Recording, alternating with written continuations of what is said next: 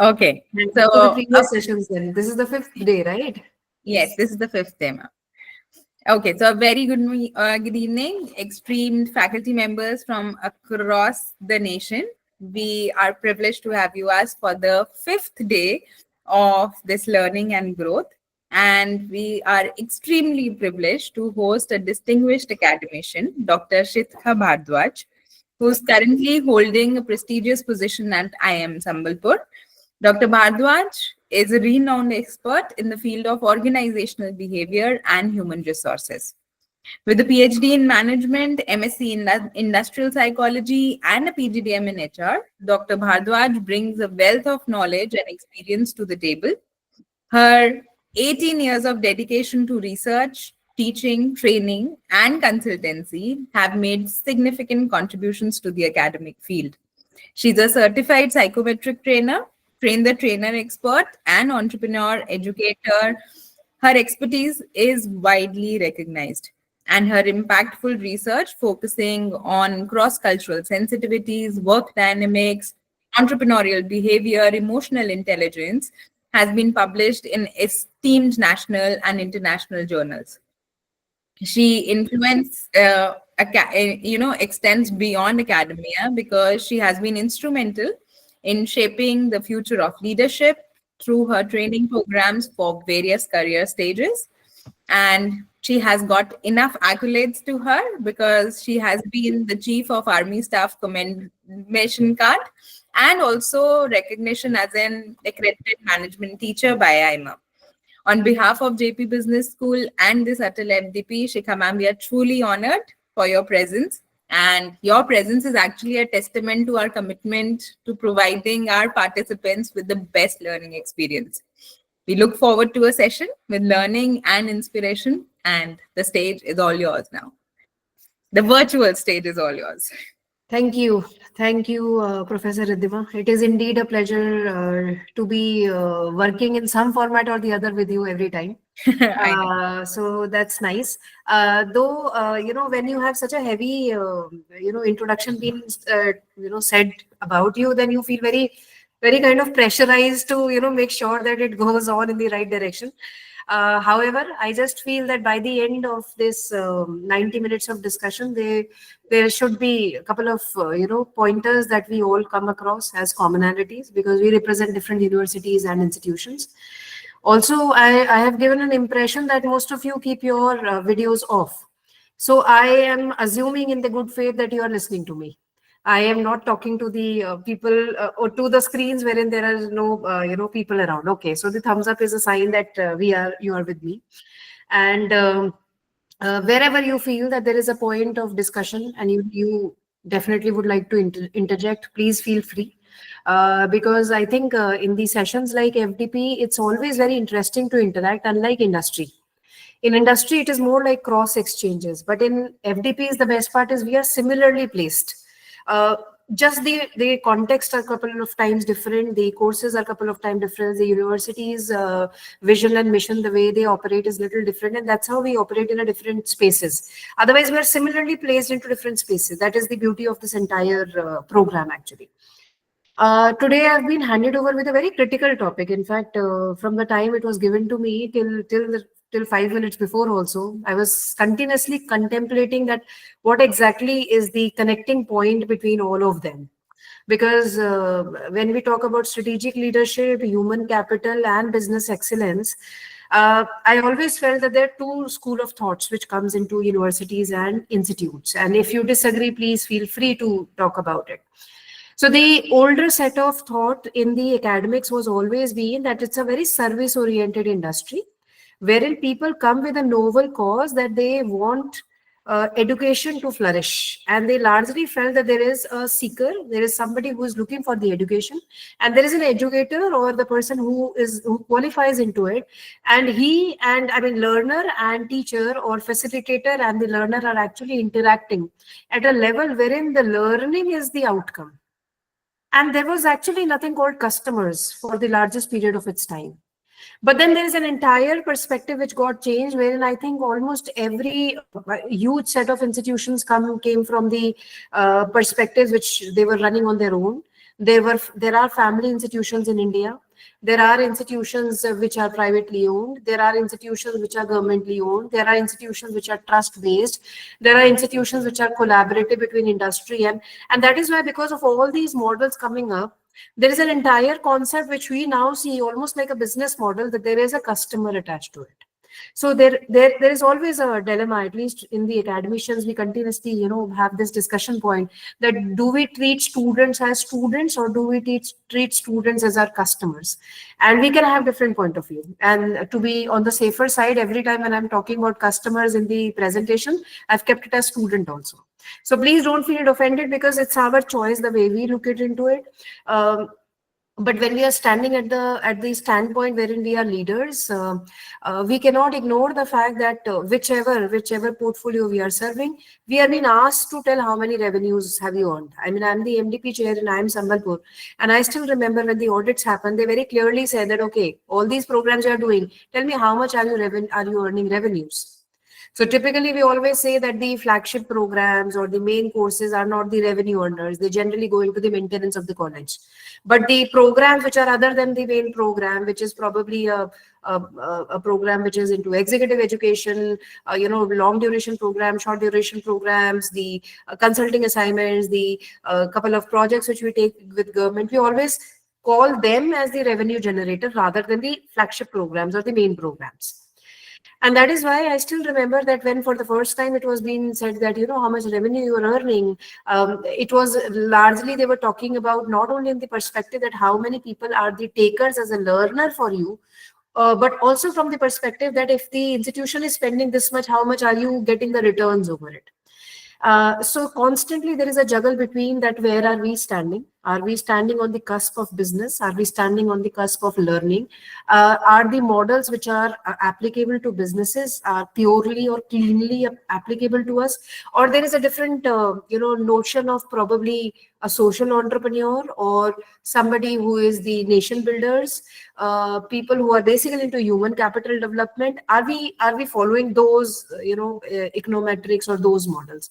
So that is where I felt that probably the common connect between all these three topics is, just as a fundamental thing before we start the session, I already assume that we all are leaders, whether it is a personal space or a professional space. So I am not questioning that how far our leadership is effective or ineffective. It's as long as that when we are there in the classes, when there are people who are listening to us, when there are takers, at least that point in time we are playing a role, whether we are playing a role of an advisor, whether we are playing a role of somebody who is giving consultation, guiding somebody, offering some learning. So we are at a standpoint which is a little higher than the other one. And because of this standpoint, it has already been assumed that you are into that space of leadership. So on that note, I'll start, and I can have quick round of expectations if you can set across as the audience, anybody. And I'm open for the chat box conversations also. If there's anybody would like to, drop They a can message. unmute themselves and also Yes, talk please. if they would like to. Yes, participants. So any set of expectations from this session? Yeah, Shikha ma'am. Good evening. This is Professor Monica Suri. Yes, please. As you already discussed about your credentials and experience that you've actually taken care of in psychometric testing and TNA, specifically in industry and academia. So we would like to know from you the different perspective, because when it comes to OB and other aspects, many of us who are in the field of management, we are quite familiar to the concept, but obviously, yes, the different perspectives that we work under different circumstances and environments, that will surely help us to enhance our teaching pedagogy and also in totality in the holistic development of self and our students to whom we are dealing day in, day out. And also, the research scholars to whom we are guiding, they're also looking forward for some, new areas and perspectives in the field of OB, other than what we actually have did in the past. Yeah, thank you. Okay, nice. Interesting, though it's a very different, expectation altogether.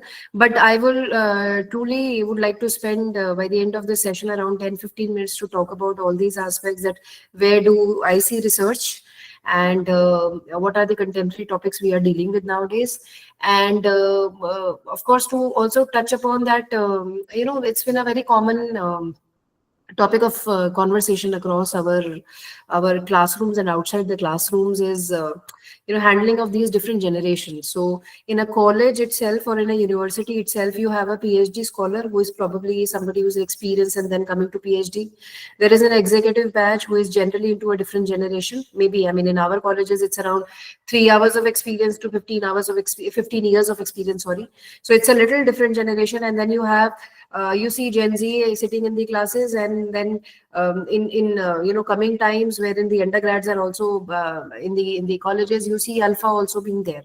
Now, all these perspectives are a very common standpoint which we are nowadays discussing, particularly from the sensitivity perspectives, because we somehow feel that while there were few things which were very common to so very simply I'll give an example. So when we start our classes, we have a rule over here that students have to submit their mobile phones and then they can attend the class, and that submission has to be done before the class, or they keep it in their hostels and keep it on so what do students feel very very offended that why their mobile is being asked. And many a times we find them that they are entering into the excuse that, okay, I'll keep it in silent and I'll put it into this thing. It's a very costly this thing. Today I'm expecting a call. So it was something which was not something which is going ahead with every coming year now. I mean, the way we have faced the criticism this year, we never had faced it earlier. It was a rule, it is written in the student handbook, student have to do it. It's as simple as that. Either you come to the class without mobile, or if you're coming to the class with mobile, you have to submit the mobile. There is a desk, which the desk is already kept for the mobiles. But now we could see how they are questioning, how they are asking, how they are saying that, okay, there is also instances wherein a student says that I'm on my own, and why do I need this kind of thing in the college, in an institution of this nature. So this kind of factors we are also dealing with, and probably by the end of 90 minutes, I think we will be having a lot of people who will be by the time already warmed up, and we'll try to strike conversation into it. So thank you for this expectation. It's a little different from the topic, but then yes, I will definitely touch upon it. Thank you so much. Please. Dr. Sarkar, you may like to go ahead. Yeah, very good evening, Shikha ma'am, and all the dignitaries present over here. I think uh, this, the race has already started, right? Yeah. Shikha madam has already given the route map of the whole thing.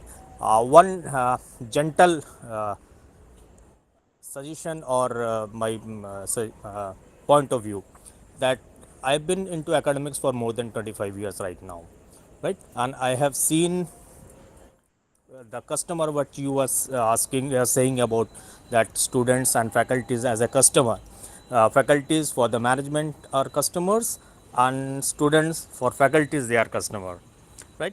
I have observed that there is a paradigm shift in the behavioral aspect of students right from early 2000 till 2024. The mobile episode which you are taken up right now, I think it has more predominant in after Corona period.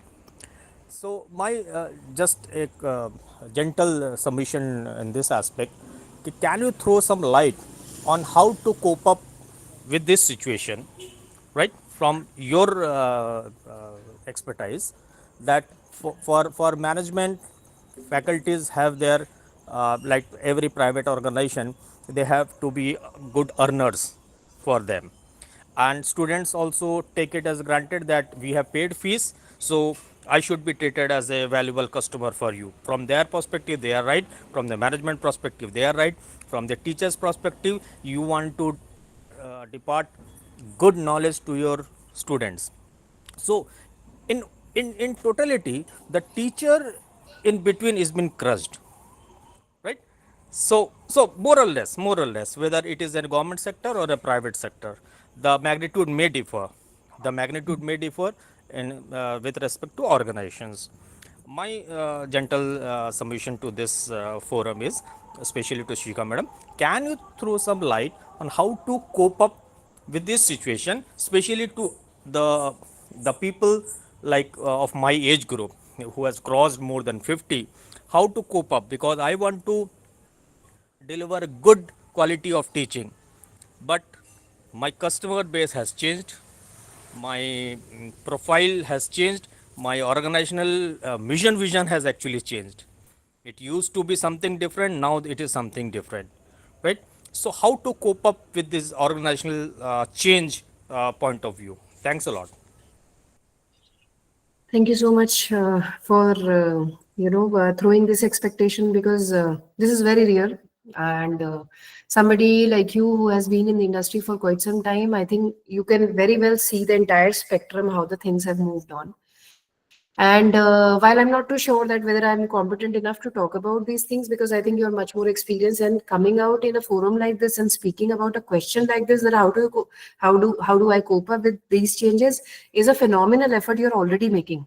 So I think you're already much more ahead than what there are many people. I've met a lot of people in very recently this MMTT programs and NEP programs, wherein I see there is a very strong rigidity and they're not very open to change. Which is absolutely very different in you, wherein you are very open to talk about it in public and saying that, okay, I have seen this, but I'm ready for changes also. So I think, thank you very much, Dr. Sarkar.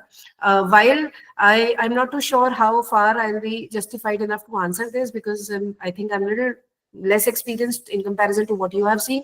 But yes, I guess a couple of conversation may come in between, wherein we can find answer to it.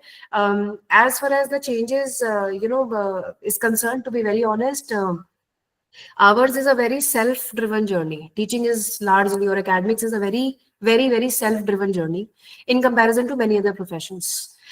Because of the very simple reason that in the entire academics, there are only three designations: assistant, associate, and professor.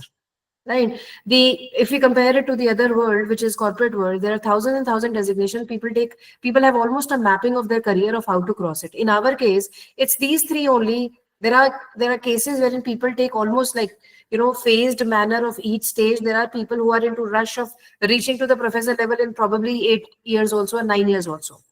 So what typically happens is to maintain the consistency of how do I drive and maintain the average of our car is largely dependent upon us.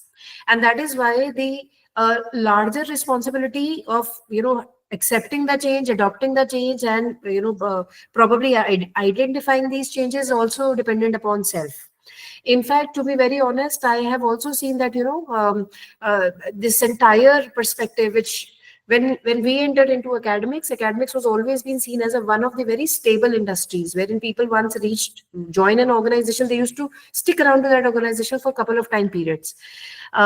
And in fact, for us, to be very frank, when we were putting up the notices to any organization to leave the organization, and every time they used to say that, okay, you need to make sure that it is the academic year which is getting over, we never felt bad about it. But that's not the case in today's scenario.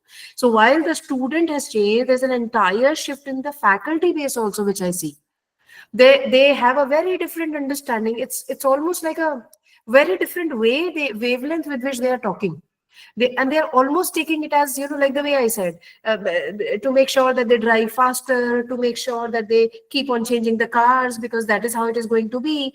And this is exactly what is translating into the workplaces, because they are our peer members, they interact with students, and that is how the entire shift is taking place. So I think the good part is that you talked about it. We will touch upon it if possible in between. And I think you're already way ahead in terms of changing ourselves, because it's highly, the academics is a solo journey, very highly. And in that solo journey, it is only the drive and the will of the person, how long can you take it on. That is what I have largely seen. And while these things are happening around us, I think you would also agree, I would also agree, at the end of the day, not even a single generation, not even a single set of student like a faculty who does not have a gravity or content, but is everywhere. I think somewhere down the line, the faculties who have a base, faculties who have a grounding, faculties who have a good research content, faculties who have gravity of what they are doing. Student do respect, irrespective of whether it is millennial, it is Gen Z, Gen Y, Gen Alpha, whatever it is. Because I think student is coming as a seeker. But in that entire context of being little popular or being little fancy, sometimes I see the faculty also. I mean, this side of the table also is not probably coming out the way it should be.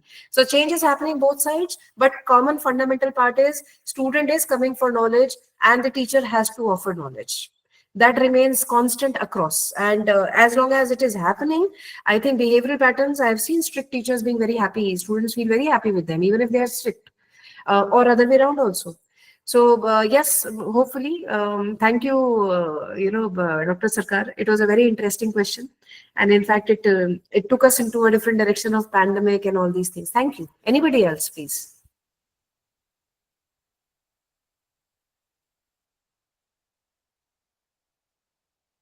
Madam, good evening. I'm Dr. Krishna, madam.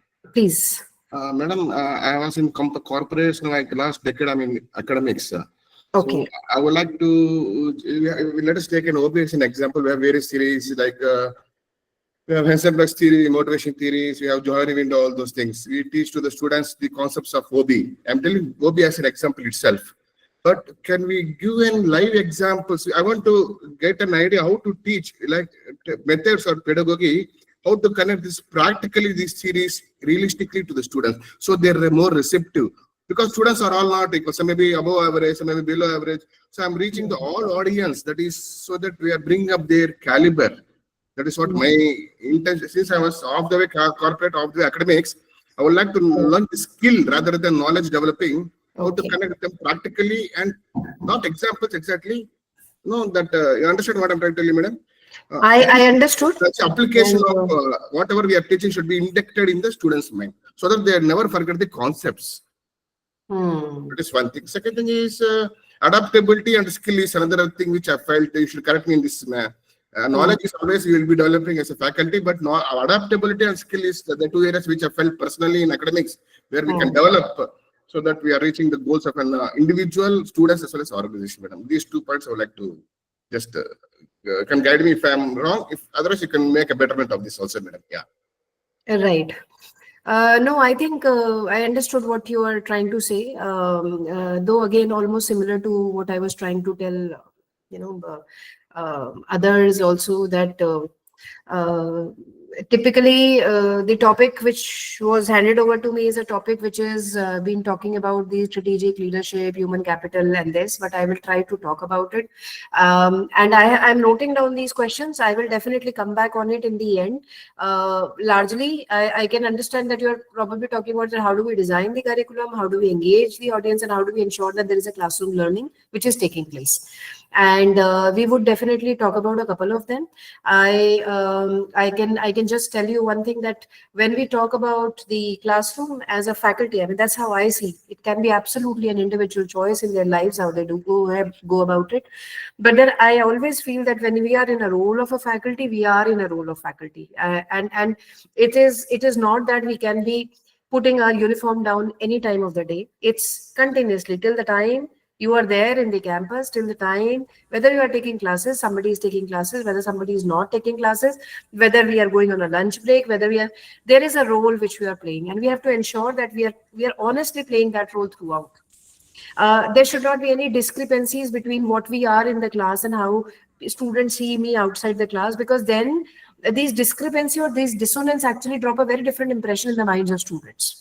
Though we can always come out with a theory of saying that when I am in the class, I'm playing the role of a teacher, and that's why I'm very different, and when I'm off the class, I'm a little different, and I'm into whatever format I follow.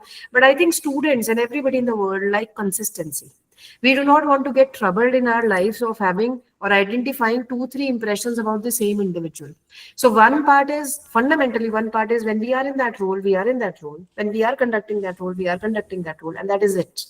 The second part of it is, of course, how do we ensure that how do we manage ourselves in the class and off the class? That's an important part.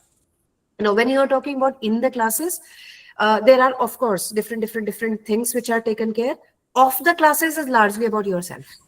So in the class, there is a stakeholder which is a student. There is a stakeholder which might be, or in the role when you are doing this, there might be somebody who is from the industry. There might be somebody who is a collaborator. There might be somebody who's a researcher, and all these people with you. And in the of the class, there it is more to do with how are you putting yourself. So thank you so much, Dr. Krishna. I think. If given an opportunity, we will definitely come to these points. Though I have also kept my phone number and email ID at the end of the PPT, and I would be more than happy to connect with you on all these topics and to strike a conversation. I mean, that is what I said. The best part of FDPs are we are similarly placed and we almost have it in the same way. Okay. Anything else? Yeah. Vivek Sharma. Yes, please go ahead. Yes, ma'am. Good evening. This is Good evening. Dr. Vivek Sharma from Punjab, Bathinda. My request is if you will add some point for practical aspects of ethics in professional teaching. Oh my God, that's a very heavy topic. And I think that teaching ethics to teachers is a very complicated topic because I think nobody is here to listen to us. But then probably with the common consensus, we will come out with certain set of, belief system as a faculty fraternity. Probably we'll discuss upon those couple of points. But thank you very much. And how is the weather in Bathinda? You said Bathinda, right? Yes, ma'am. Bathinda. I belong to Baba Farid Group of Institution. It is affiliated with Punjabi University, Patiala. Oh, nice. So how is the weather there? It's already high It's very winterish. cold. Very cold. Very much cold, man. Yeah. Yeah. Okay, The nice. Thank you. expectations are pretty high, ma'am. All the Sorry? best. Expectations are pretty high and pretty Very bright. high. It's almost away from what is the topic given to me, and I'm feeling so guilty in my Overwhelmed? heart because the topic is something else, and I've prepared something else, and the things are coming differently. But yes, we should talk about it because It's the need, I think. it's the need, and this is typically coming from the audience itself. So of course, these are the platform. Okay, I think we should be starting now. Please drop your pointers or question wherever you feel like in between the presentation also.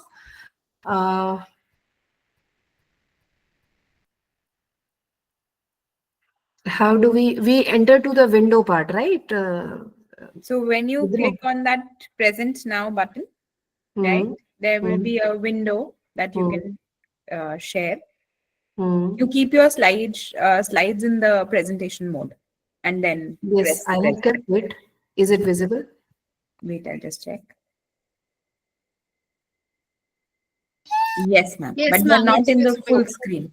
Okay. But now I can't see anybody, right? I can only see my PPTs. Just press the full screen mode. Today I am remembering my OHP days. Uh-huh. Okay. If you want, ma'am, we can share on your behalf. You can send it across. No, to us. it's fine. It's fine. I mean, it's there is always a pleasure of being self-dependent. You know, we will always scroll it. Thank you. So the topic, as I said, again, thank you everyone for probably giving such a welcoming response and having lots of questions to be put. And can you press it in a full screen mode? That is a request from. Okay. I could see actually in the full screen. So, ma'am, you just stop sharing. Okay. Make it full screen and then start sharing. Then it works fine. Okay. So I've stopped sharing from my side. Yeah. Now you make the presentation full screen, press escape, and then present. Okay. That's Google Meet.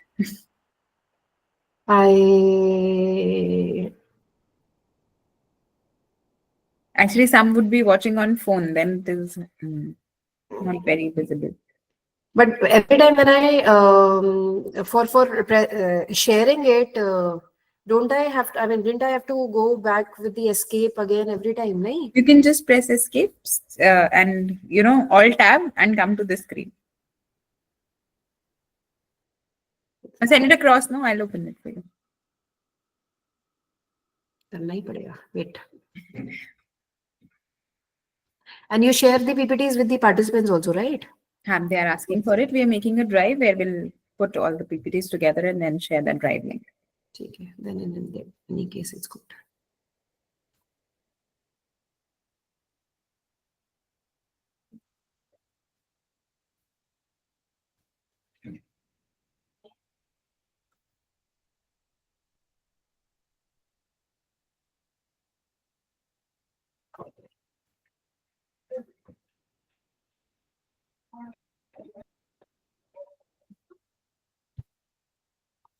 So, in the meantime, while you share, I just wanted to understand from all of you that,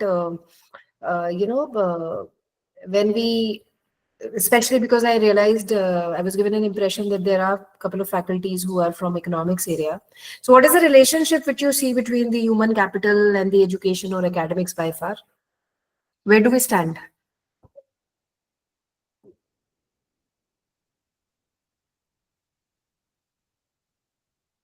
Anybody?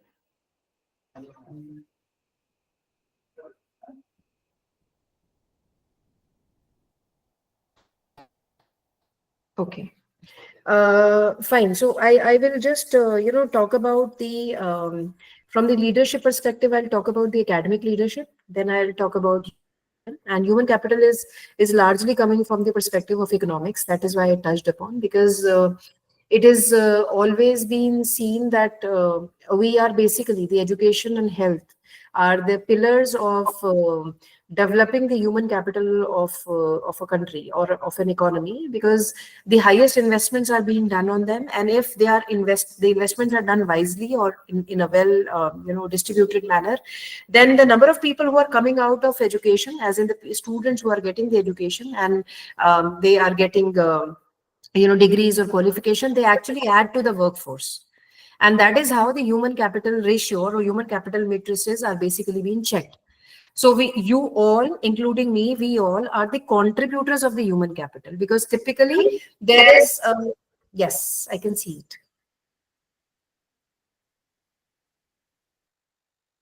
Okay. Ridhima, can we move to the next one?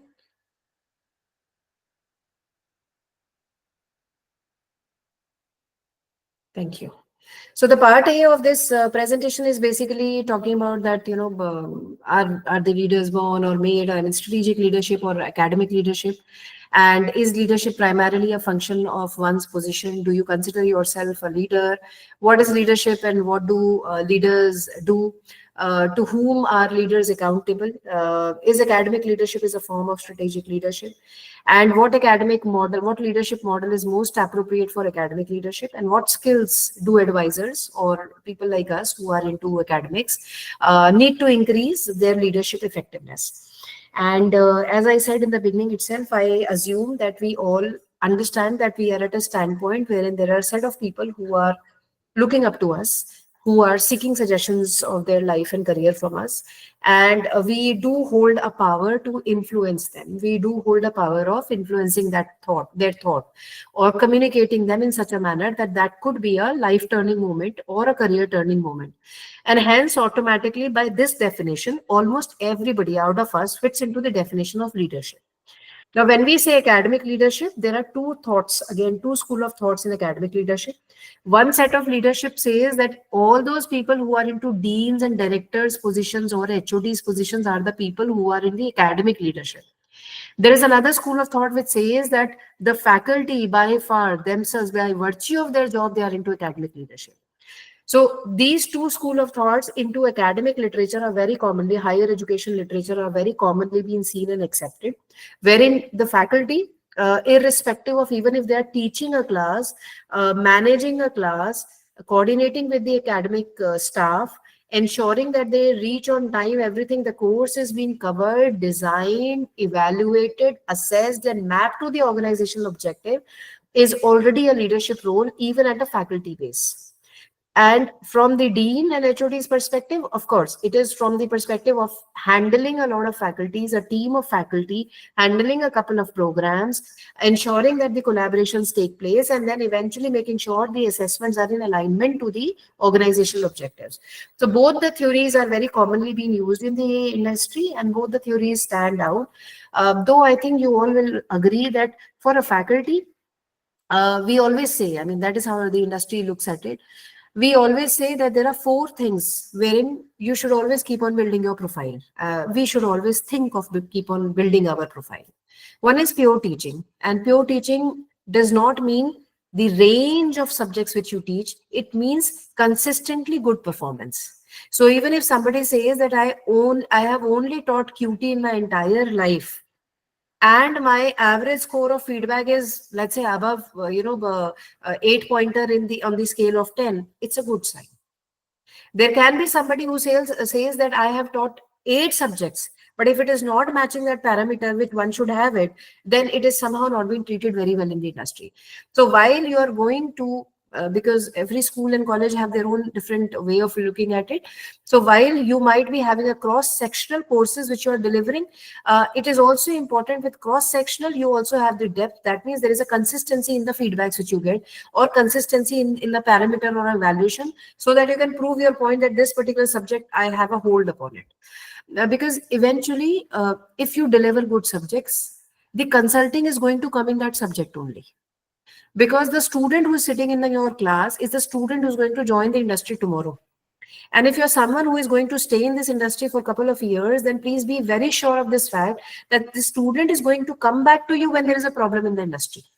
But he will only come back to the faculty with whom they have the confidence that the faculty have the knowledge.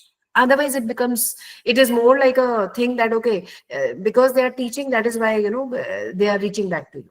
So please try and understand that potentially a student who is sitting in a class as a learner today will join an industry tomorrow, and potentially he is the person who will be coming back to you again because there is a knowledge base which you have. So one is teaching. The second parameter which we generally discuss, or we say that teacher has to always focus upon, is research. Research is very close to my heart also. In fact, research is one fundamental decision that probably led me to a setup like IIMs, because that was the one fundamental reason that I decided to join an organization of this nature, wherein the organization have a dedicated spending to ensure that they give the facilities to faculty for research and research and learning. And when I'm talking about research, I am not talking about only publishing into good journals or good category journals or peer-reviewed, double-blind reviewed. No, I'm talking about a research which is actually impactful in the sense that you can take it back to the classes. In fact, to be very honest, that is why I sometimes feel that cases are more utilized. I mean, are more handy research than the real research paper. Because at least you take up that case. If you have written one case, you at least take up that case back to your classroom, and you can use it for like 3 batches, 4 batches continuously.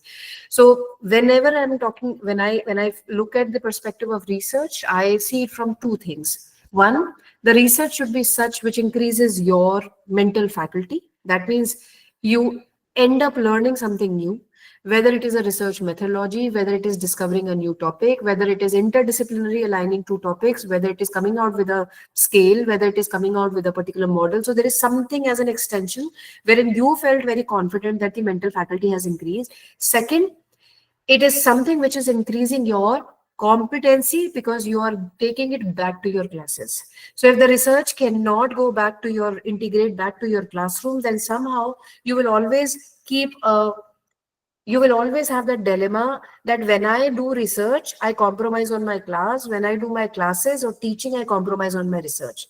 So you have to come out with some common equation between both of them, that they are not the trade-off. They are not a trade-off that when you are doing research, you have to compromise with the classes. It has to come in a way that it integrates to your class. So when I have seen students in the classes that when you talk about something, so I'm an OVHR faculty, when I talk about things like platform, things like geopolitics, things like how war is affecting the organizational dynamics, it makes sense to them because they're looking for the contemporary knowledge which Google can't give. Otherwise, most of the content which is already there in a book is already there on the chat GPTs, it's already there on the Google, and probably they're not interested to take it on because trust me, ladies and gentlemen, there are better teachers on Google than us also. They have all animated version of the models which we are trying to teach. They use the boards, they make it interactive, they throw a couple of questions, they throw a couple of examples which are very quick for students to relate and resonate with them. And for us, sometimes we are so much into traditional format of teaching that students do not feel very belong to us. And that is what is very important. The uniqueness which you can bring into your classes is the research which you are doing and then bringing back to the class. So that's the second part. The third part, which I feel is very interesting for a teacher to make sure that they continuously keep on working, is doing the consulting work. And when I say consulting work, is I am talking about the projects, I'm talking about the consulting to the industry, because that's one way of ensuring that you are constantly connected to the companies, and you are constantly doing the live projects with them. In fact, I have in my CV a couple of projects which never paid me. It was purely pro bono, but I just wanted to have it in my CV. And I still remember going to those offices constantly for almost like every month, taking one OD for it and going to the industry, just asking that I want to do a project on this topic. And of course, today when I look back to all these projects, I feel very happy that I have done on my own. So we have to have that integration of industry, how it is looking at, so that we bring out some newness in our courses. And for doing that, either we indulge into projects or consulting or MDPs, which is basically training programs. Because OVHR, there are a lot of training programs which come in. So this is the third factor. The fourth factor, which almost I think no institution leaves us, we all are doing it also, which is known as administrative services or administrative roles. So somehow, whether we like it or we don't like it, we have to just accept it that administrative roles are going to come to you. And more you are someone the organization can bank upon you, or you are somebody whom they can trust upon, please be very sure in your mind that you're going to get it more. And then, as I said, always, again, you can't have that fixation of the mind that, it's a trade-off that I'm not doing it. It's something or the other, we have to always find a way out. So the four areas wherein the faculty is constantly being checked or evaluated in the organization is, of course, the teaching, the research, the consulting, MDPs and projects, and the administrative things. And I think whether you are a newcomer faculty or established faculty, we have to have some sort of balancing act to ensure that we are kind of making a way upward and onward continuously throughout our career. It may happen that this year there is no additional teaching which I am doing, but there are 2 additional research which I am doing. Next year I am not doing anything in research, but I'm adding 2 on teaching. This may happen, but we need to have that kind of thing that we see progression in every quadrant which is coming up. Okay. Now, when we are talking about the, I think over here I was largely talking, I think I was trying to give answer to Dr. Krishnan's point of view. And that is how probably, I felt that let me just cover it in detail. We can go to the next slide, please. Yeah, we can just quickly move to the next one also.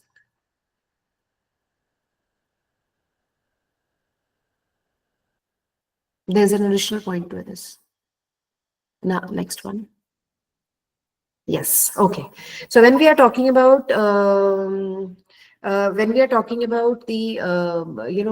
the leadership by far, as I said, fundamentally we all are, because we come in the process of influencing directly or indirectly individuals and groups around us.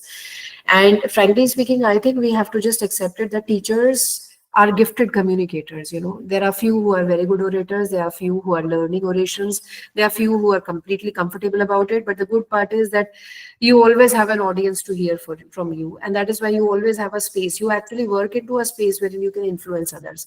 So leadership is something which generally comes very naturally to leaders, and that is why, I mean, no wonders that a lot of leaders also join the political parties in later on, because that comes very naturally. We have a very critical mindset, we assess people, we influence people. But what is interesting to understand that whenever we are talking about the leadership, we have to also understand that developing followers into that leadership process is a very natural way of leading ahead. So one should not enter into that competitive fight of being popular or less popular at a workplace, because I think when we talk about academic leadership, unlike other industries, it's a little slow. It takes its own time and it takes its own seasons. And I think anybody who's entering into it have to have that patience of seeing the seasons. I mean, it is very important as far as, I see from my lenses, or probably you'll also see, is not the time when a student is studying in a college. It's a time when a student, you probably teach him in first semester or first trimester.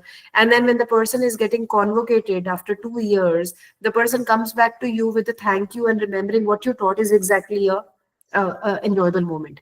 And that is how I think we need to understand that there the value of a teacher is generally being seen after the completion of that entire loop or process. And that much of patience we need to enter into it. And that is why the followership will come, which is a very natural process of it. But also at the same time, it has to have some very solid purpose why this is being happening.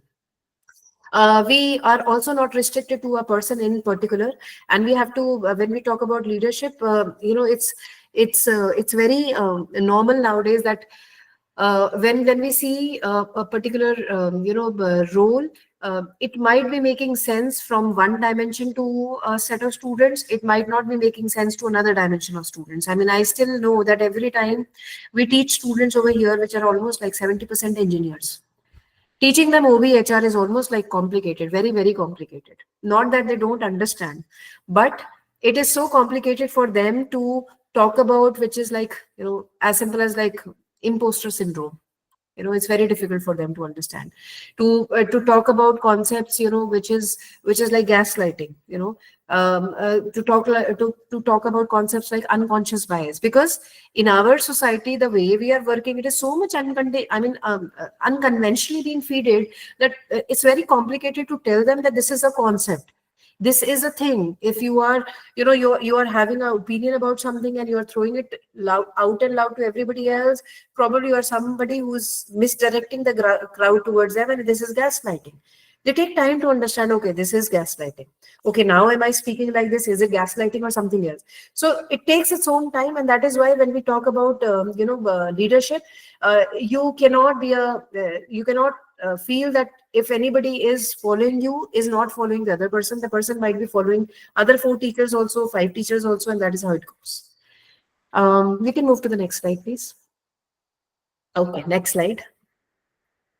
Okay, now this is there is also, please click once more. Yeah, again. No, yeah, thank you. So when we are talking about the leadership model, which I felt was quite interesting, which was actually the first version of work was come out into somewhere 1978, and then the advanced version in 1990, and there are many more which are coming nowadays. So I felt that there are 3 things which are constantly with us, and which is largely fitting into this particular model also. One is you as an individual. One is a set of people whom we call followers, or people who are constantly as a taker side. And one is a situation. And interaction of all these 3 things constantly happen when we are in our role. Right? So just imagine a situation, you have prepared best of the slides today. You are very well prepared with the content. You reach to the class and you realize that technology is not working today. You got a notice from anybody saying that next 1 hour there will not be any electricity supply. So imagine you have prepared the content, you were ready, the student was ready, but the situation was not allowing you to use technology, right? It could be other way around also. There is a technology, there is a follower, but so I typically, always give very common examples that it's very, how will you check a performance of someone? How do they drive a car? If, let's say they have a car, they know how to drive also, but they don't have a license. Or if, let's say they have a car also, they have a license also, but they don't know how to drive. If they have a license also, they know how to drive also, but they don't own a car, how will you check? Now that's the bigger question which I'm probably throwing it. So it's very important that when you are a teacher, you have a car also. That means you have full control of your class. You know how to drive also. That means you have full control over your content. And you have a license also. That means you are a qualified teacher, and that's why you are there. Putting all these 3 set of things together, there is a constant way in which that entire range of things which are being done in that 90 minutes, in that 75 minutes, in that 1 hour of class, and for the series of times when you're doing it. So it's not only first class, it is probably the 54th session also, the 90th session also, that you are entering into the same phase. And that's the beauty of this profession, I guess, that irrespective of how much do you want to control things around you, there will be still certain things which will not be controlled. Let's say your generations which you are teaching, the students which you are teaching, content you have created, but the content is not making sense to the audience now. Or you have created something in traditional format, the students wanted to do modern format. So when we are talking about all these perspectives, it's very important that we somehow enter into that space of ensuring that I need to control myself. That means as a driver, I need to know how to drive. I need to own a car. That means I have the content, and I need to have a license. That means I know how to control my entire class. I know the systems. I know the, classroom settings. I know the audience. I know the audience expectation. I've collected sufficient data from my peers and colleagues and what kind of people they are. I kind of map the entire thing of that 90 minutes or 75 minutes which I'm going to take it in the class, and then continuously. And that's where the curriculum designing plays a very important role. And ladies and gentlemen, my humble request in this session would be is that next time when you design the course curriculum, apart from what rest of the people are saying, that there is a content and there is a student dynamics or a student expectation, please also make a special note of something called classroom management. How are you going to manage your 90 minutes in the class? That itinerary should be with you. That is exactly what is classroom management. How much time for the group activity, how much for the interaction, how much for class discussion, how will you ensure that in what settings people are going to sit? Is it something, if it is a group activity, or if it is wherein they need to have a laptop, or if you want proper 90 minutes, then you should be at least 10 minutes before the class. So please ensure that entire classroom management. Or there is a reading material, you have given it pre-read, student, they don't read it, please give a reminder to the student beforehand. Please set up the strict instructions to make sure that people participate or student participate. So the entire classroom, when you are there is a management which you are taking care, and you cannot leave it on the administrator. You cannot leave it that, okay, I am not given the best class, the timing is very odd, after lunch I can't teach, before lunch it does not work, because these are very short flows, these are very short plays, which which generally does not go well in the industry. When you're here for a profession and you're here going to stay for a longer period of time, we have to just nudge ourselves to all these things. There cannot be always a day that you get morning class. There will be a day you'll get the last class, right? There cannot be always a day that you come from a very happy way from home and coming to the class in a happy mood. So all these situations are going to play around you, but you need to put yourself into very much composed manner with something called as your content. Second is your curriculum designing, the way you have designed it, which needs to have all mix of pedagogical tools. And then third is what I typically feel is the classroom management, which requires you to understand about your students and about your content very clearly and how well it will gel. Okay, next please. We can go to the next slide. I think everybody is already doing it. Accountability, I would just just a couple of things that I felt that it is important for all of us to understand that we do own a lot of accountability around us, which is towards our deans and directors to whom we are largely reporting, to our colleagues, and making sure that we share the information, because I think I'm sure you must be reading about it, but somehow education sector is very highly a very high victim of information asymmetry. It's been seen. I think naturally it comes among people, a lot of privacy, a lot of secrecy, a lot of things are being kept under the carpet. I'm not saying there's anything wrong into it, but then sometimes it just percolates information asymmetry in a place which could be a little more symmetrical or which could be easily disseminated. A lot of times, at least the setups in which I am working or I have seen across, academics may, this is a very common fundamental problem, that people somehow feel very comfortable working into silos. They enjoy silos, and somehow this leads to information asymmetry. So if we can work upon a little bit of it, then at least with the colleagues, at least with the same fraternity, we could have a better, somehow a good relationship with them. Students, and then of course self, especially when we are talking about students, I would just touch upon the issue which I think Dr. Vivek was talking about, the ethics part. Integrity has been questioned a lot. I hope you have been listening to a lot of stories. Few might be very real, few might be false, but academic integrity have been questioned a lot of times. I mean, a very regular habit of students copying the content, having the content from the internet, using ChatGPT, etc., has almost become very, very regular, which has not been accepted. At least when our students go, to several other competitions outside or several international universities outside, they get a bashing about it. This is how it has been seen actually outside, and that is why it is very important. Fundamentally, everybody have to come out with very, very robust and solid policies. We cannot allow them the plague reports, the Turnitin report, the AI, similarity reports must be there in almost all the projects, whether you keep an extra weightage for it, whether you do some extra work for it, or whether you are, but it should be something which should be very important to safeguard the entire industry of academics, because then there are many set of things which are happening, and then it will be quite difficult over a period of time that it will lose its own way of going ahead. Self, of course, the personal well-being and ongoing learning and development in the individuals. Next, please. Yes, there is something more on this slide. More. Yeah. Yeah. Yeah. Yeah. One more. Yes. Okay. So when we are talking about, so it's not that you have to conform to my thought process. You can always, have your own way of looking at it. But then generally, when we look at the academics, how it has evolved over a period of time, academics was seen from the servant leadership perspective always. And servant leadership perspective always been seen that these are the people who are very service oriented.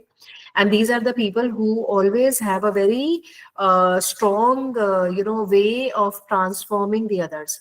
And that is why they hold a huge power. So it can be very positive. It can be very negative also. So there can be a set of people who positively drive change in the society or in economy. And there can be a set of people who can negatively drive change or in the society. So when we are talking about servant leadership, largely this is the format of leadership wherein it came out with the concept that unless and until you enter into that mode of serving others, it's quite complicated to adopt servant leadership. And serving others means that the entire purpose of this profession, I mean, largely that's how I felt and I somehow aligned with it, is our larger purpose is to serve society, to impart education, to transfer knowledge, to ensure that we can add on as many seekers as possible in our life. And that is why teaching, probably, if we have taken this profession wholeheartedly on our own, then probably teaching is something which comes very natural to us. I mean, in fact, you must have heard in your home also, जहां पर आपको सब ये बोलते होंगे, अरे आप teacher है इसीलिए आप इतना ज्ञान देते हैं, क्योंकि ये ऑटोमेटिकली हमारे अंदर आता है. और कहीं ना कहीं ये बड़ी कॉमन सी एक चीज है कि ज्ञान वहीं पर ज्यादा दिया जा सकता है, या ज्ञान वहीं पर ही होता है जहां पर when we have come almost in the format of surrendering, right? I'm not saying that we work with the philosophy of customer is king over here. No, we are not trying to say that. In fact, we work in a philosophy that customer is a co-creator here. Or if I say customer/student is a co-creator over here. And that co-creation is something which is constantly happening. That is why servant leadership has evolved over ages, which now today we call it as transformational leadership. So आप बहुत सारे parallel literature देखेंगे जिसमें academics में servant leadership has been parallelly put across to transformational leadership, to authentic leadership, and that is why these concepts are constantly been coming. And in fact, I will just leave a question to you, and you can put it into chat box, or you can put it into the while in the end, you need to tell me what are the three things which are common in Rani Lakshmibai, Shahid Bhagat Singh, and Hitler. Charisma. Okay. Rani Lakshmibai, Shahid Bhagat Singh, and Hitler. Okay. We will. You can please keep on thinking and put in patriotism. Okay. They don't fear. Okay. Sorry. Okay. Okay. Okay. Any more? Okay, okay, nice.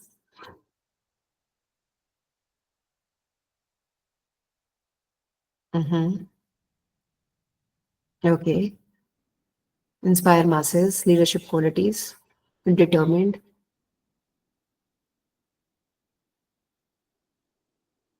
goal oriented, focused, change maker,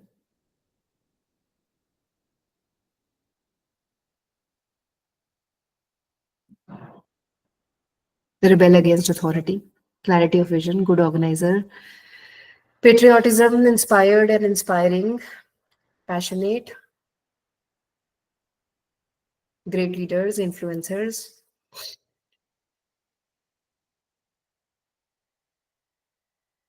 transformers, empowering power, leaders, good leaders.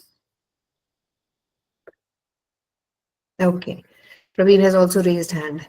And there can be many versions to it, but then yes, we count them as the authentic leaders. Why authentic leaders? Because none of them, particularly Rani Lakshmibai and Bhagat Singh, they never tasted success. I mean, their last war, they actually died in their last war. So they never tasted success. Actually, in fact, if you see the Hitler history, also in the end, he took that step in life wherein he probably after that things would have changed, but they never tasted success. But still, they were doing it. And while they were doing it, there were many flaws in the way they were doing it. There were many good things. There were many bad things. But all of them have made their mark in the history books. And that's exactly what we call as authentic leadership. That means we are not driving towards a goal that I need to have this thing, this thing, this thing. But there is a constant goodness of work which we are doing. And every time we do, we move on. And that is how constantly an impact is being made across that program, across that, the journey. And that is exactly what we say authentic leadership, which has come up a very good way into the academics. We can move to the next slide. And Dr. Praveen, please go ahead. You wanted to say something.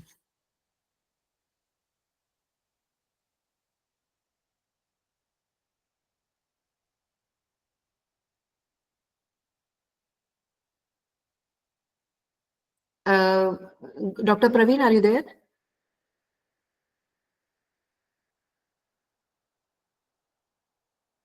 Okay. Fine. These are a couple of characteristics which I have written. We can move to the next one also. I think it's already everybody is doing it.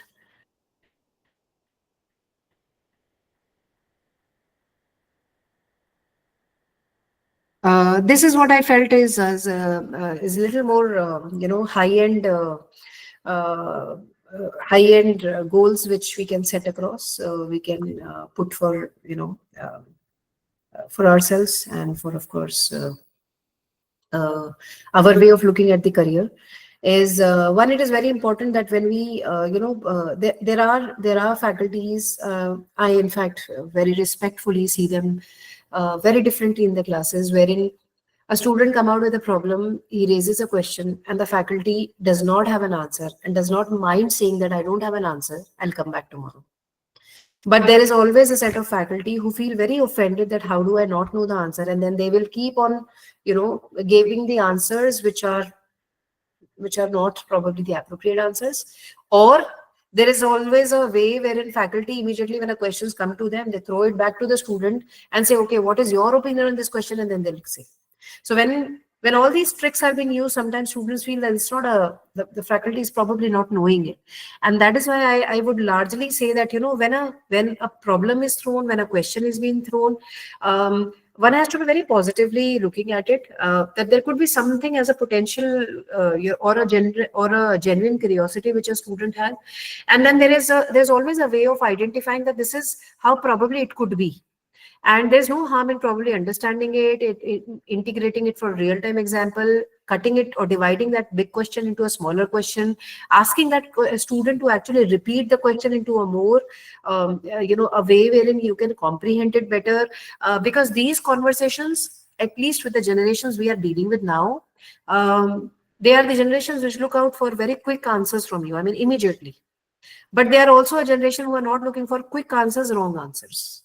And that's what we have to largely understand, that while we might be very quick, and I'll get back to you, we have to be very appropriate.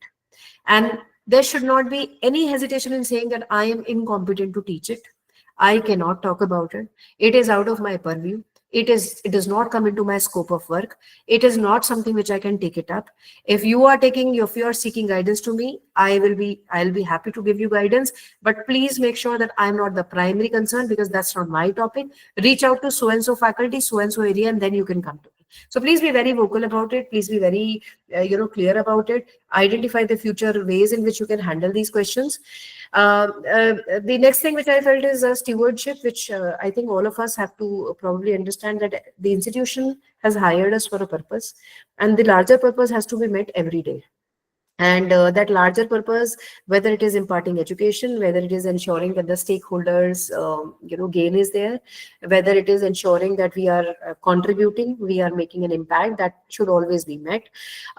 Somewhere down the line, I think it is also constantly important that, I mean, that's how as teachers we always feel the growth is not that my salary has increased from 2020 to 2024. The growth is a student sitting in my class have now become probably the senior manager of our organization. And that's how I think if we can develop a couple of viewpoints like this, then it will be much more better, because we are in an industry wherein our growth is probably seen from the people whom we are delivering the sessions. And if we can probably map a couple of things in our mind like this, it would be better for us, because then we can actually see a way in which it is going ahead. Okay, next slide, please. Yes, we can move to the next one.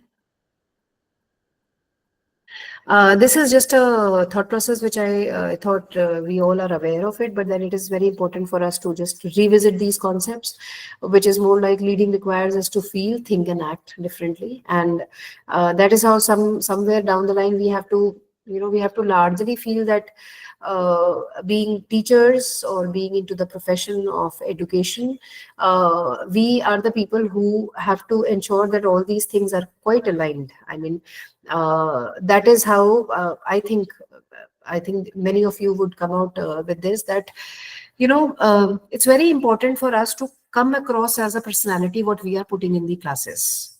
We cannot have two shades of it. We cannot have multiple sides of it. We cannot be coming out with something that, okay, because it is there written in the book, that's why I like it and I have to speak out it, but I don't follow it. Probably there has to be a right way of putting it across, right?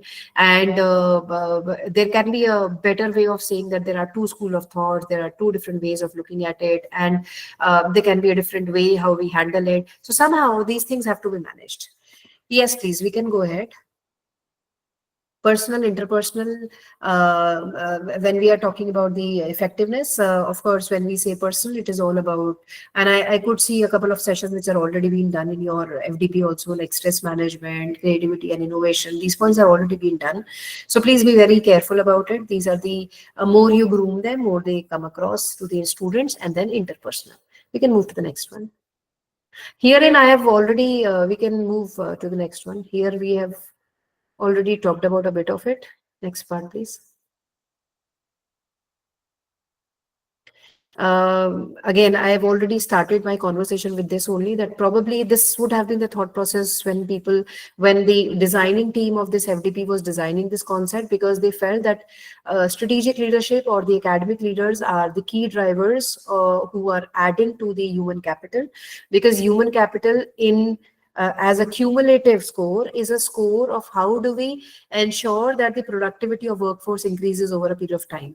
And education being a very key driver into it, these leaders who hold a very strong position in ensuring that they keep on driving the right thing so that there is a higher productivity, and the gap between industry, which we say employable, and educated is lessened. So over a period of time, while we are looking at the gender gap, we are looking at the employability gaps, we are actually talking about the human capital efficiencies only. We can move to the next one, please. Next one, please. Yes, we can move to the next one. I really want to keep the time for discussion in the end. Yes. Next one.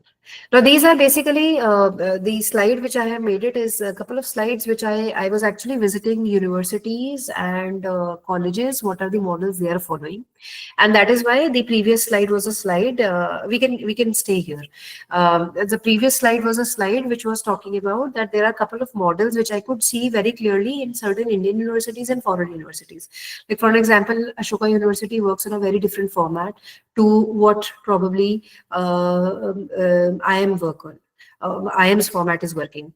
The way OP Jindal has come up is absolutely a very different format in which they are working in comparison to a state university. And that is why I actually was configuring different models in India and abroad. And that is those models, which was the previous slide, were models which are talking about Ashoka University, which is talking about OEO State, which is talking about the Yale University. So a couple of examples, Asian University, all these South Asian universities. So these are the examples which we are talking about.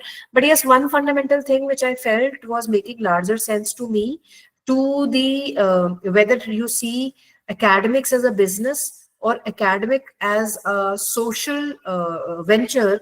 In both the perspective, one model fits in pretty well. And that is how I felt that this model should be talked about. This model is a balanced scorecard model, which I'm sure a couple of you would be doing it, which is a Kaplan and Norton model given way back, wherein he said that there are 4 perspectives within which we need to answer ourselves. And all these 4 perspectives have to have certain goals and metrics to measure them, because unless and until we don't measure them, we don't know whether we are growing or not. And it's a very simple philosophy. If we keep on feeling that, otherwise with every passing year, it's only the age which is growing up. But if we do not have a matrix that how am I keeping my health, how am I keeping my finances, how am I keeping my knowledge, how am I keeping my family, then somewhere down the line, that age is increasing, but growth I can't see. And that's why it is very important for our understanding that we need to put the things which are measurable, because when it is measured, it can be something which can be improved, which can be calculated, which can be, which can be kind of things wherein we can probably have an overall growth. And that is why when we move to the next slide, we will see that there are 4 parameters. These 4 parameters are the parameters which are very well defined into this into this model, which says that there's a financial perspective. At any point of time, you can't afford to be making losses. There is something called customer perspective or student perspective. We need to ensure that they grow in the sense of their learning, not only in the terms of how much intake we have, because sometimes a couple of colleges, a couple of universities and institutions are only thinking about how to increase admission. They do not think about how to improve the internal processes, because what typically happens is you increase the intake, but it pressurizes the faculty and pressurizes the staff. Because rest of the capacity remains same, only the intake is being increased. So a lot of focus, at least in Indian universities, is being given on the bottom line, which is increase the intake, but not on the other things, that how do we ensure that research increases. That means a faculty feels more learned. Internal processes increase. That means more softwares are purchased, or more technology enabled processes are being taken, or administrative staff is also given trainings. Now that's internal processes. How do we ensure that each passing batch is having a better quality than the previous batch? You can't just keep on stating in the terms of their grades. You need to also have some sort of impact being checked in the way the quality is being increased. So this parameter is a parameter. This framework is a framework which talks about 4 perspectives, 4 answers to be given. And then probably next slide is the last slide. Okay, this is what I thought that, are largely the indicators which we see in the university. After this, yes, final thought. And on final thought, the last slide is the slide, which is probably the slide which says, which I feel is a way forward, that when we feel that how academic leadership, human capital, and excellence, business excellence can be aligned, I think we need to answer these 4 questions. One is, how should we appear to our shareholders or stakeholders? Second is, how should we appear to our customers or students? Next is, what processes must we excel over a period of time? What is that one thing that we should be known for? And last but not the least, how can we sustain the ability to change and improve? And if we can answer these 4 questions or 4 perspectives, I think broadly we are at a right place. We are almost at a balanced way of making sure that there is a profit with the purpose for which I think largely the academics is known for. That's all from my side as far as the PPTs are concerned. We can now open for the discussions, and I hope I have tried to answer at least the ethics part a bit, which was raised by Dr. Vivek, a bit of Dr. Krishnan points, which was curriculum, and a bit of Dr. Sarkar point, which was talking about changing paradigm. And I think in my 4 parameters of faculty, I've also talked about the research, integrating research to the academics, Dr. Monica's point.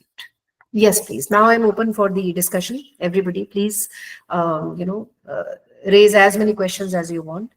The couple of topics, because Dr. Monica also raised the point that what are the contemporary topics which you are discussing in OBHR. So today, in the today's scenario, when we look at the research nowadays, we see OB and HR being divided into 2 major spaces. One is macro space and one is micro space. So the micro part of OBHR is largely talking about issues related to diversity, sensitivity, issues related to the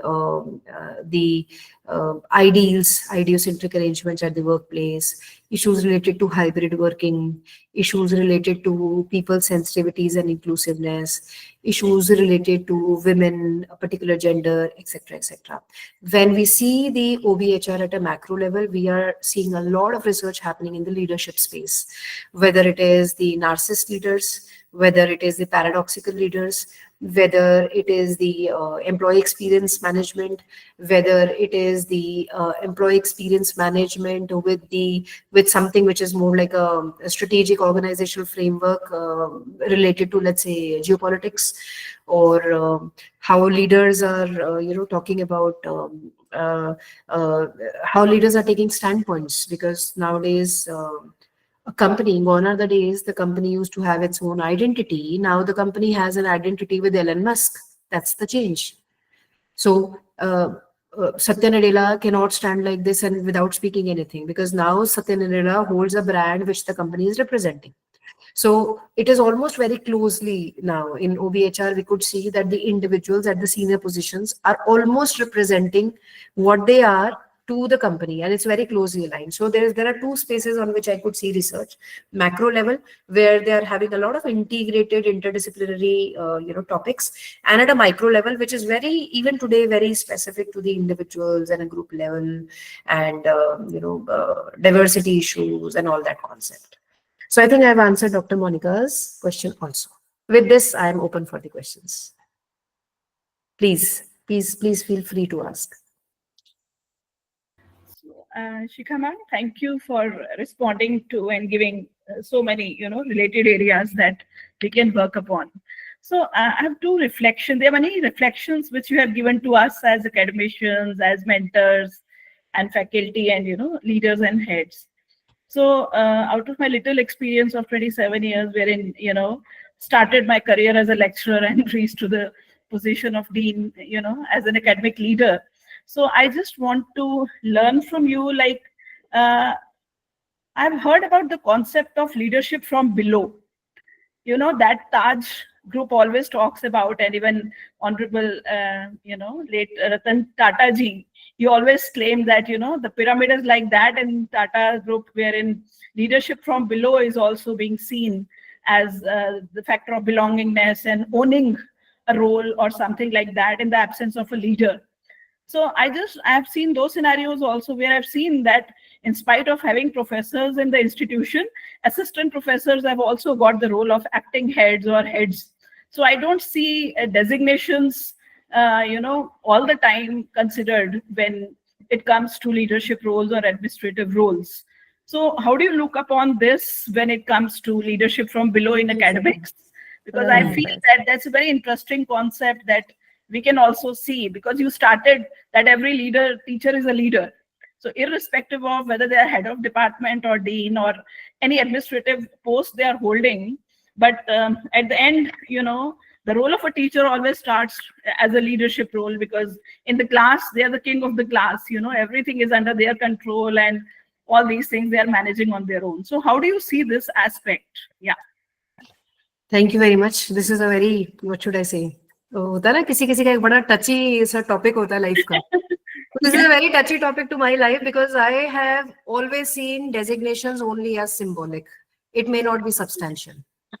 It's very important. I mean, at least, that is why probably I was speaking a lot about the gravity. That is why I was talking a lot about the fact that one needs to have a lot of content. That is why I was talking about that you need to be there. You have to have that patience. You need to see the loop. You need to see how it, what's the end of the tunnel, and then talk about it. Because for me, what I felt, ma'am, sometimes it happens that because there is a set of people, among those set of people, you are probably a brighter when you get a lot of things. But that's not the end of the story. I think it is very important to understand that there should not be anybody in the world who defines me a leader or who does not define me a leader, because I am the one who holds all the rights to define myself as a leader. Absolutely. And that's not a designation. That's not at all a designation. It's the way I see probably how am I now taking up myself. And that is why I think probably over a period of time, I've somehow realized a very strong understanding about it, that it is first of all not a position. It's more seen by the external stakeholder as very symbolic thing. Absolutely. But in a system, there are sometimes a runner in a college who is much more having a leadership trait than anybody who is a professor also. So it has to substantially feel within that I can drive it. You cannot be sitting in a position of a conductor and feel like a driver. Driver is a driver. He's a gifted driver. Until the time you don't have it, you don't own it up. Nobody can put it because of a designation. So thank you for bringing this point. It's a very touchy point for me because we have debates on these topics, and I generally come out with these, factors only. So in my point of view, this is how I feel. Organizations just make it because they want things to be done in a systematic manner and being organized. Neither it should go in your mind, nor it should go in your heart. You should not be very touchy about the designations. What's going to stay is our learning and the student whom we have taught. That's like forever. And as long as we can understand that entire process of learning, I think it's a happy, happy or hale and hearty sort of position which we have, because I very clearly feel that it is we who decides that we are leader of whatever we are doing. So thank you. Thank you. Thank you, ma'am. Thank you. Sincere thanks, Pratap Rajput ji. Thank you very much. Though I could see Arshi also. Arshi, did you raise hand? Yes, ma'am. Hello, ma'am. Please. Ma'am, I don't have any question to ask. I just want to say you that it's again a delight to hear you speak. I have attended one of your sessions before also. That time also, it was, though I am from finance specialization, but still whenever you give a lecture or a session, it's always a delight to hear you speak, ma'am. Very nice. And where did you attend that session? Dr. Shikha, she's the faculty of Jaypee Business School. I am So she was there. And she wanted us to hire you. But then we said no. Okay. I thought in some other FDP. No, so she was there during that. I attended that case study work session that you had that Thank you. Thank you. It makes a lot of, coming from the faculty fraternity, it gives a lot of pride actually. Yeah. Yes, please. Anybody else? Any other question? We have so many hand raised. So please. We can quickly take it up. I can't see probably. Madam, my question is, what are the initiatives taken by the institutes in India for leadership development for faculty? I think when we are talking everyone may not be a leader. True, or everyone can be a leader. Yes, but I would like to know what are the initiatives taken by the institutes. I think when you are talking about initiatives, just for an example, for corporate, it's almost been decided that there is a particular way in which they look up to people. How do they go ahead? In academics, still there is no one clean way that every institution or every university is actually taking it up. There are largely, like when we are talking about academics, we have almost seen in almost every institution that the insiders are always being taken taken ahead instead of anybody who is coming from outside. That's one of the models which works a lot. If it is a family, owned institutions or universities, they generally have their own trusted advisors or trusted way of looking at who could be the potential one. That also works in one of the ways. There are also, institutions wherein they have made the SOPs or the models very clearly that most of the things are on rotation basis. They will be on the voting basis. There is a particular systematic way in which they are going. So I cannot comment on a way that there is one clear-cut way that they are grooming it. But I also feel very clearly that it goes in hand. Somebody who has the potential and shows the interest into it, plus the organization identifies him as a person who have potential. Both of them, when have the complementaries with each other, then they grow. But if the complementaries are not matching under any circumstances, whether it is the universities or systems like ours, it does not work. So I think both the things have to come out and complement each other. But there is no standalone one factor. I mean, with corporate we can say, but with academics it's not happening like that. There are few in-housers, there are few which are coming from a particular set of degrees, there are few who are coming with a particular set of researches, there are few who are coming with particular set of activities done in past. So no clean model as such. That's what I see. Yeah, thank you, madam. Thank you. Hello, ma'am. Hello, please. This is Dr. Mamta Shah. As you said, anyone can be a leader. So I also want to add that anyone can be a leader, but also the style of leadership is different. Some are transformation leaders, some are servant leaders, or whatever the theories you taught us. So my area is accounting. Just I want to add that one size not fit for all. Like if I am talking about the faculty evaluation, some faculties are good in research, some are good in teaching or academics, some are good in fund generation activities, some are good in inspections work and other activities, or so the for the examination or the evaluation work, some are different.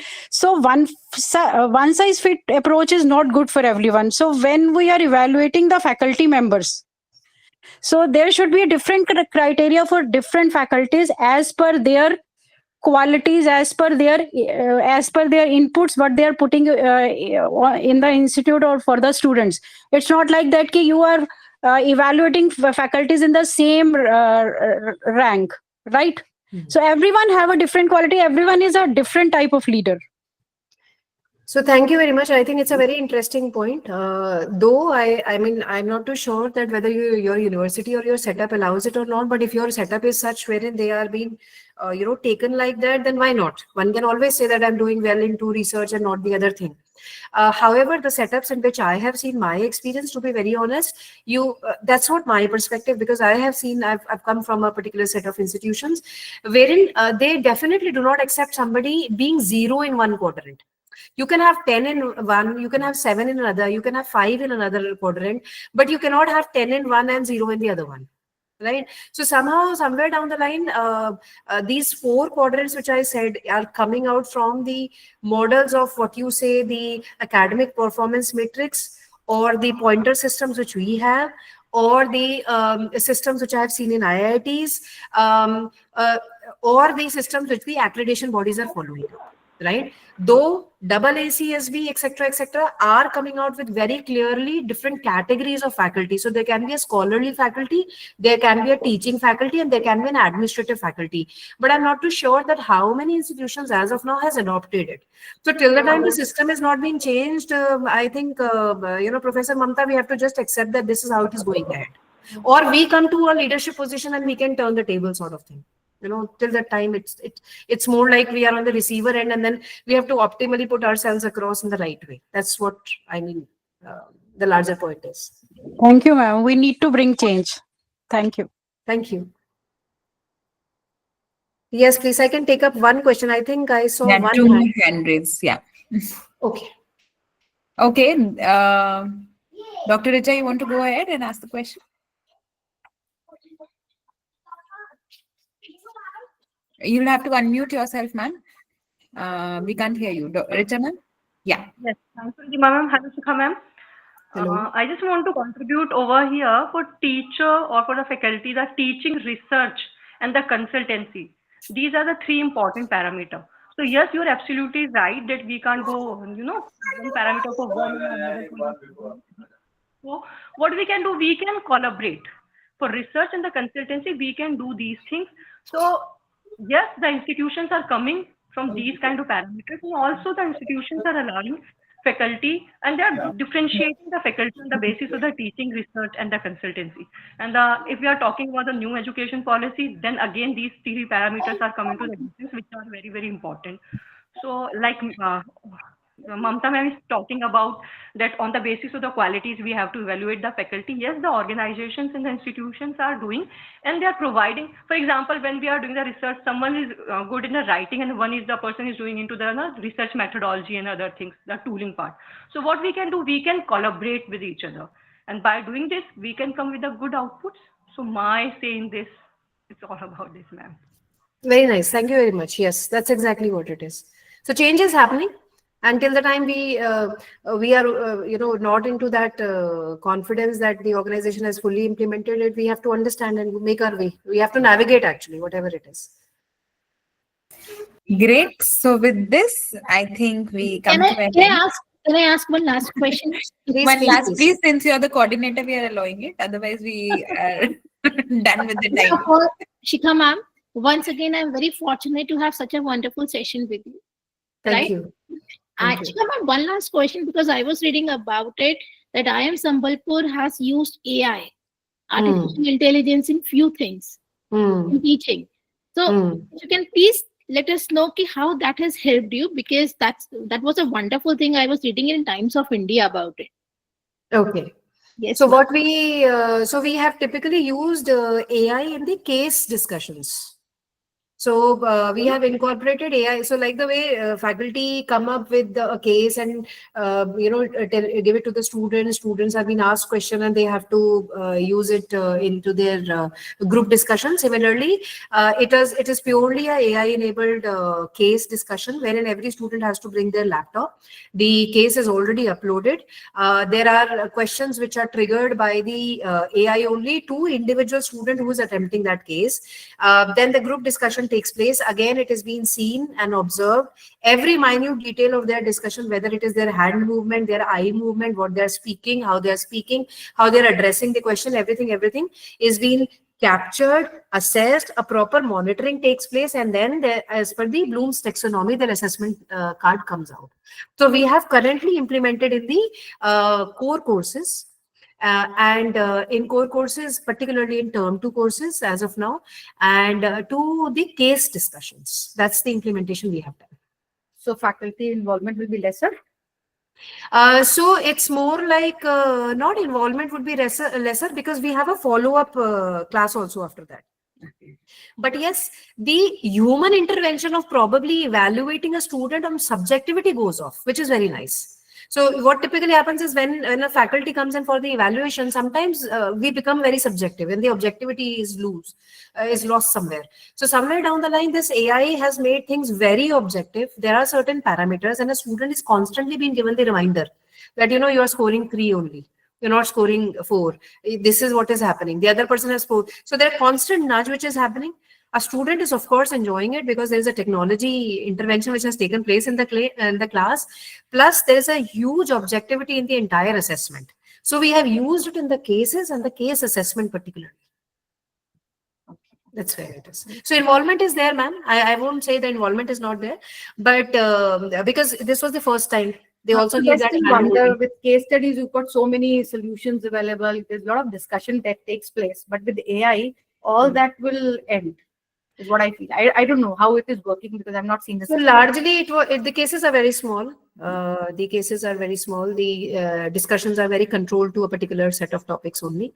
And a pre-discussion was done in the class. That means the pre-reads were given, and a follow-up round has also taken place because, as probably Professor Nitima was also would be knowing, that this is the first batch we have done it. So we are also doing it very, very sophisticatedly to make sure that nobody feels out of place in the entire process. So even the faculty's emotion have to be taken care, ma'am. Even the students have to be taken care because a couple of them said that now there's no one who can guide us. Are we answering right or wrong? right?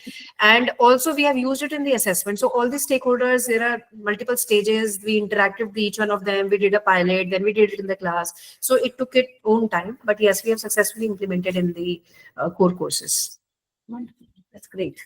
Thank you so much. I was actually wondering after reading this piece of news, oh wow, because the thing that you are doing is really remarkable. And I believe that such kind of objectivity using AI is important, especially when we are dealing with the case studies. It is true. But at the same time, I think a very strong notion which is going, at least in the academic content creation and intellectual, wherein a set of notion which is being created by people that AI is going to eat away the jobs of faculty, that should also not circulate. Because there is a set of people who might feel very less confident with this kind of, so while AI, I mean, that's how it has come up in our case also, it was very clearly been said that it is more like a TA to you. So don't feel they're parallel faculty, because they're not delivering the concept. They're more like a TA. So you have delivered a concept, they're there in the class to take care of the class discussion. So that's how I think that dynamics have to come in a way wherein we feel that the technology is one which is integrating with what we are delivering. So thank you, Ritima. Thank you for appreciating our efforts. Thank you so much, ma'am. And this was again a very wonderful session. And trust me, I have taken so many things as a teacher, what all I have to include now, where I have to work. In fact, I have all 4 areas to work now that you have highlighted. Thank you so much. Once again, thank you. Thank you so much, Shikha ma'am. Thank you for joining in. It's always a pleasure. Thank you, Dr. Shikha. Obviously, yes, I think all of them will be feeling happy because listening to you and then content coming from you will always make a difference. I know that. So I've been a part of it, and full appreciation. I think all of them are blessed to have you today. So they heard you speak. Great. Lovely.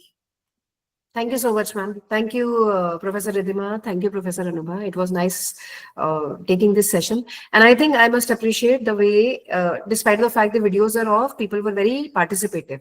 So in my mind, I kind of drawing an impression that people are not putting the video on, then the participation would be less, but it did not happen. So thank you for keeping them engaged till 5th day rather. So it's very interesting and good part of it. Thank you, ma'am. We're fortunate enough for such participants. Yeah. Yes, that's right. Okay. Now Thank I'll take you so a much. Thank you. Yeah, thanks a lot. Take care, ma'am. Bye, ma'am. Thank you. So with this, good evening once again. Let's begin with the second session of the day. And we already have Professor Anubha Vashisht with us, who is going to take you forward with this session. So I'll take this opportunity of introducing Professor Vashisht. Professor Anubha Vashisht is a professor of marketing and director at Jaypee Business School. She has a blend of corporate and academic experience. She has started her career with pharmaceutical industry because of a deep passion that led her into teaching assignments of the institutes of high repute. Prior to this, she has held various academic and administrative positions at Shada University, Symbiosis International University. Professor Vashisht brings more than 24 years of rich experience in teaching, training, research, business consulting, academic administration. She is an active trainer, and also she has held many management development programs to the corporates like L&T, HFS, etc. Professor Vashisht is a graduate from Himachal University. She furthered her education by completing her double post-graduation in management and master's in sociology and a PhD. She's a gold medalist and a merit holder during her post-graduation from Himachal Pradesh University. Although I have a lot to tell about, She's a very own director, and we're fortunate enough to have you. I have a lot to tell about that. That the one thing that I can say very proudly, that we are fortunate to have her as a director because she's a true visionary. Thank you. With this, ma'am, we welcome you for this session, and the session is all yours, ma'am. Thank you. But I think there's a hand raised before the session starts. So I know there's a doubt before that. so let's I thought that was by mistake now. Okay. So is it by mistake? Yes, it was by mistake, but ma'am, there will be many hands at the end of the session, so please be ready. Oh, that's a little scary. Okay, but before we start, let's have the videos on first. Just for 1 minute. All videos on. So the young Vivek is sitting there. That's it. So all of them in the evening mode. So, This Ridhima can ma'am, also help you out. I understand it's evening time, so seeing each other is very. Ridhima ma'am, what we can do, we can mark all those who are not opening their videos Oh and we can no! put Don't them do that! after Don't do today. that! It's so scary. No, I just wanted to see. That's the come to the feature mode now. Because what happens is once you've seen somebody, it's easier to feel it. Even if your videos will not be on, I'll be able to. They are switching on. They are switching on. Lovely, lovely, lovely. And then we will always have a nice photograph also of the same where I'll have so many people. Can we have a stress-free evening? Thumbs Yes. up. Yes, yes, yes. Can we have a stress-free evening? Thumbs up. And where is the driving car? I always see them driving, but today is not there. Is he back home? Okay, great, lovely. So thank you so much. Thank you for honoring something that I asked for. I know it is very difficult because it's evening time, but just wanted to say hello to each one of you. Now you're free to switch off or whichever way you feel like. That's okay. The only reason why I wanted it, because after some time what happens is it's late evening. And at times I tell Dr. Ridhima, I don't know what is happening with this work-life balance. But good part was that we are every day sitting in the evening, listening to each other, interacting with each other.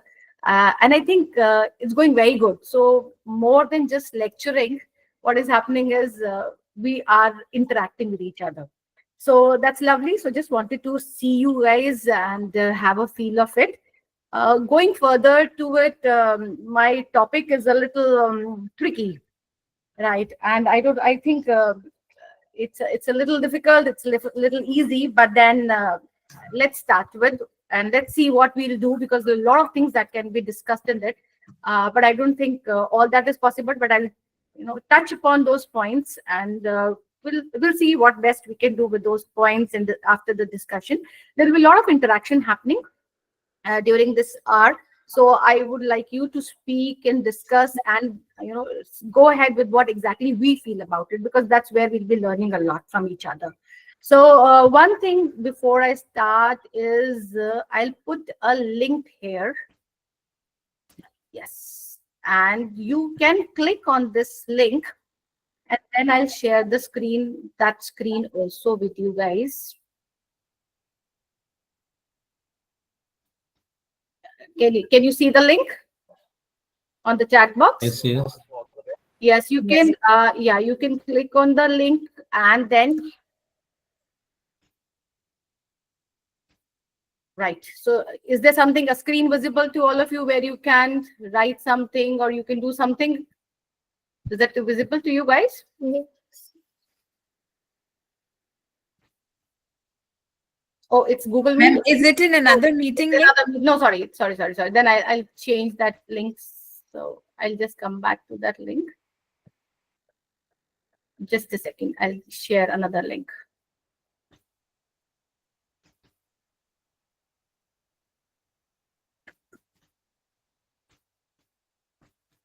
Sorry. Yeah. So now can we see something?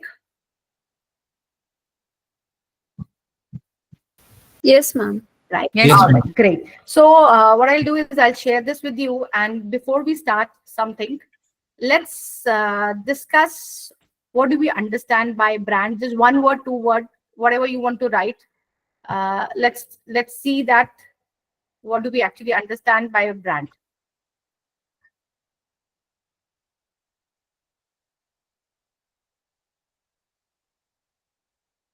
So you can start writing. Yeah, I can see highest, but now brand. We can see each other's answers here. Other than hi, guys. So the question is, what do we understand by branding? Any few, whatever words that you want to refer to. Mind share. I don't have any idea. Great. It's an experience. It's identity. Wonderful, wonderful. So all high, identity, product identity. You can see your answers also. Any other person contributing to it? A logo name for recognizing a product. Great. Now the next comes in. What do we understand by branding? Can I have the answer? Branding. It's more of trust and It's more of trust, yes. So can we? not able to type. That's why I'm telling you, madam. Okay, no problem. No problem. The ones who are unable to type can speak. Otherwise, I'll just have it here. Trust and confidence. That's all. Yeah, because I wanted to show it to everybody, so I was writing it here. It's creating the identity of a product. It's creating an identity of the product. So you want me to? Okay. Stop sharing this. Goodwill of the product, ma'am. Goodwill of the product. Great. Branding, huh? Yes, ma'am. Okay. Ma'am, loyalty and retention of customers. Loyalty and retention of customers. Very nice. Great. Great. Lovely. So I can see somewhere it's a process. Yes. Ma'am, it's a deliberate process of creating trust among customers, wherein, like, without much of expression, a product or service can, or even a person can be identified.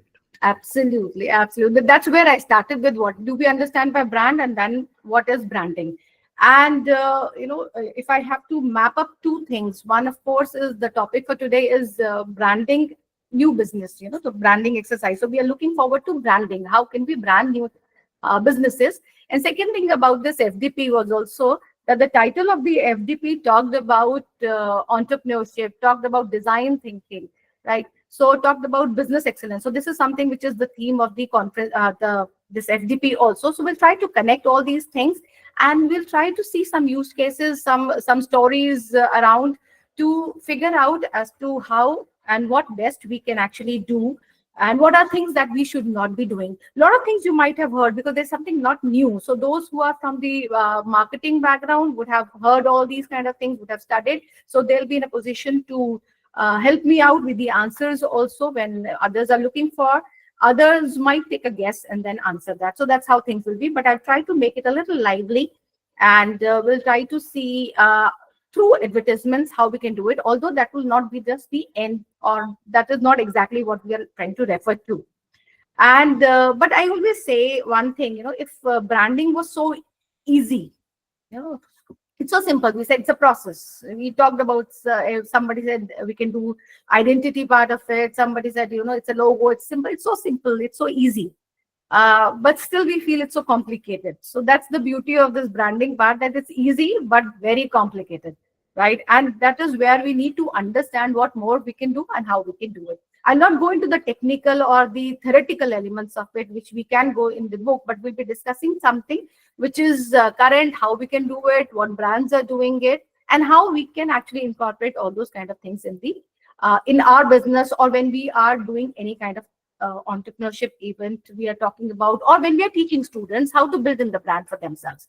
Because usually when we talk about technical things like identity, and then we start describing about what are the elements there, and then again going into it. So not going that way, but probably a little lighter is what I want to put it through, so that all of us are on the same page. So that's how we'll try to go about doing it. But any point of time you have any doubts, you can certainly let me know about it. So my screen is shared with you, and we can see the presentation. Yes, ma'am. Right, and the full screen. Yes, ma'am. And it's in the full screen, right? Great. So that's something which is there. So the topic was branding new business. So that's the topic. And we always say, brands are essentially patterns of familiarity, right? So something that we are familiar with, has a meaning, so that has to be there. Fondness, right? So that's again another thing that we usually miss out on. Fondness, reassurance that exists in the mind of people, right? So that's where a small quote that I wanted to start with, because that's the next part that I want to talk about, is brand is nothing but a mindset, right? So whatever we do, whatever we say, it's just a mindset that we have, and everything moves into it, and then finally we do it, and every one of us have been doing it as well. So whatever activities that we do are to ensure that that mindset is there with you. So that's something that we try to talk about. So that's again one of the features that we'll be discussing. And what is branding? So branding, we would say it's the key to a successful product. And if you see this ad of lust, so any picture that I have actually pasted on this slide would mean something, right? And we will try to analyze those pictures. We'll try to analyze what exactly are they talking about. So that's the reason why I have each and everything on this slide, right? So when I see this thing of lust, we see we are all born naked, right? Now let's try understand what exactly do they want to say. Very bold statement that they have put in. Very bold brand name that has Lush, right? And the bold statement that we have. And what exactly are they trying to talk about is they're trying to say that's fully natural and ethical is what they want to talk about, because they say there is nothing which has been put extra on it. So it is very natural. And this was a very bold statement that they came up with to say that, yes, we are natural, because all other brands have been talking about, yes, we are natural, we are organic, we do not have any chemicals into it. But then if everybody starts talking about it in the same way, then how will we differentiate? Right. So branding, when we start talking about it, we need to have a very differentiating factor with us. And that is what will make our brand a successful one. So that's where I first thought to start with. And as the definition, a lot of definitions came in for branding. So it's a perceptual process, but something which will always be there. So key points in this will be a perceptual process of identifying, creating and managing the cumulative assets and actions that shape the perception of a brand in a stakeholder's mind. So few things are very important in it. One is the perceptual process. What is perceptual process? Something which is going on in our mind as a consumer, right? We try to identify things, we try to create, we try to take some sense out of it, we try to give it a meaning, right? And when we try to give it a meaning, then actually we make brands. Otherwise, if we just talk about logo, symbol, right, all those kind of things are available with everybody. My name is Anubha, right? I write ANUBHA. You can call me through Anubha. Am I a brand? It's something that I need to work on. So there are some things that will be attached to it. And when people will start relating it to it, then probably I'll be called as a brand. And the process, while I'm making it, is the branding process, right? So there I'll be managing the cumulative assets and actions that shape the perception of a brand, right? So whatever assets we have, whatever actions we take, whatever advertisements we put in, whatever logos we put in, what are the colors that we put in, every effort of ours that we will put into it will actually make it a brand. And that kind of an exercise will be called as a branding exercise. So I've tried to put it in a very layman language so that each one of us understands it, because we have people from all different backgrounds. So that's where I thought I'll try to give it a very simpler kind of a meaning where we try to understand each one of it. Now, if you see the pictures here also, so every picture will mean something, right? If you're talking about it, it's very plain and simple. So if you can see all these kind of things, they're very plain, they're very simple, but still they communicate something. At times it is the color blue that communicates, at times it is the color of the bottle that communicates, right? So everything will communicate something to you, and that is the key that you have to understand. What is it trying to communicate? And the moment consumer understands that, that's where the relation is established between you and the company, and then whatever efforts you've done have actually been successful. So that's what is a very simple way of branding, I would say, to begin with. Something, again, if I start telling you what is branding, why is it important, it will be a little difficult, but then 4 important things that I thought we can discuss here is why is it important? So we will create the business value.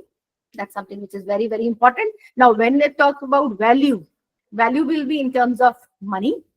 Value will be in terms of the image that the brand has. So if you have gone through the valuation part of it, right? So one part that talks about the valuation is the monetary part of it. How much money are we building in?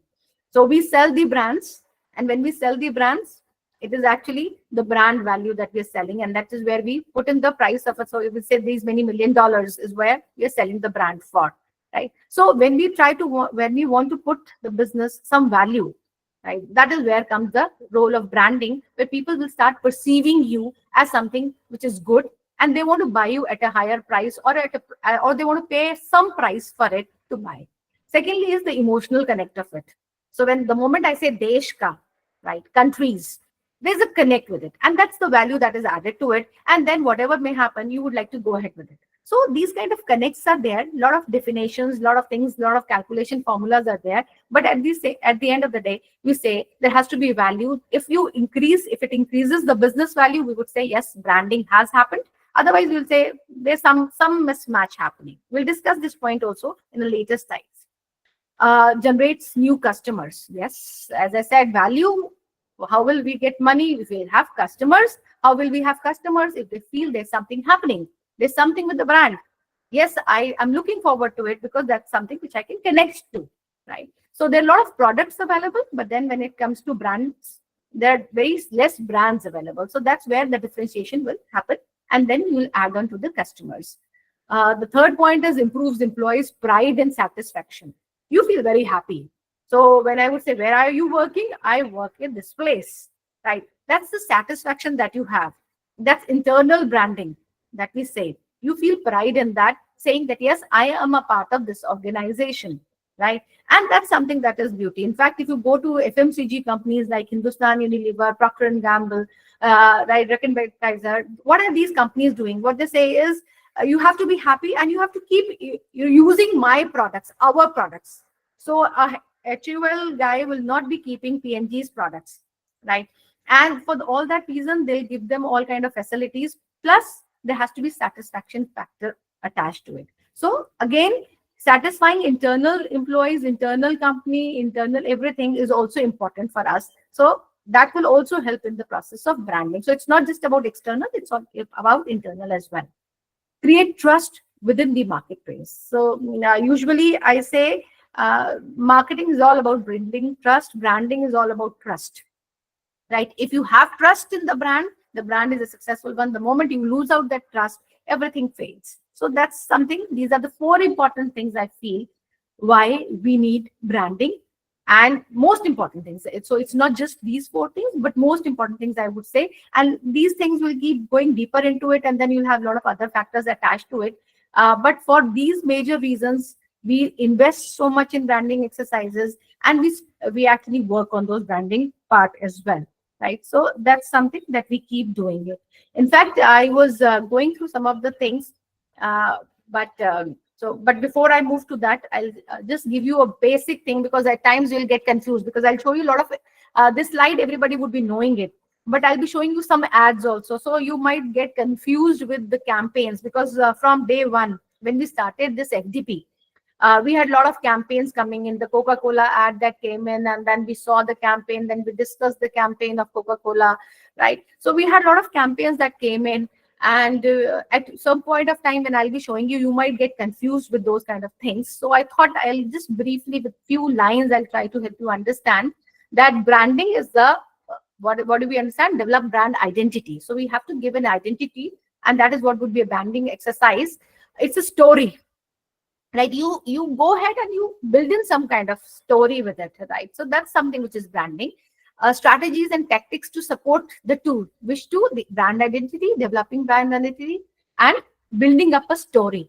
So these 2 things will be built in through the branding activities, and story about why you exist and how audience feels about it, right? So again, that is something. So entire thing about branding would be, what is the storyline? What exactly is the brand communicating to you? What exactly are they focusing on, right? That story has to be very well understood. Whereas in marketing, I would say, to explain that story, we need a campaign.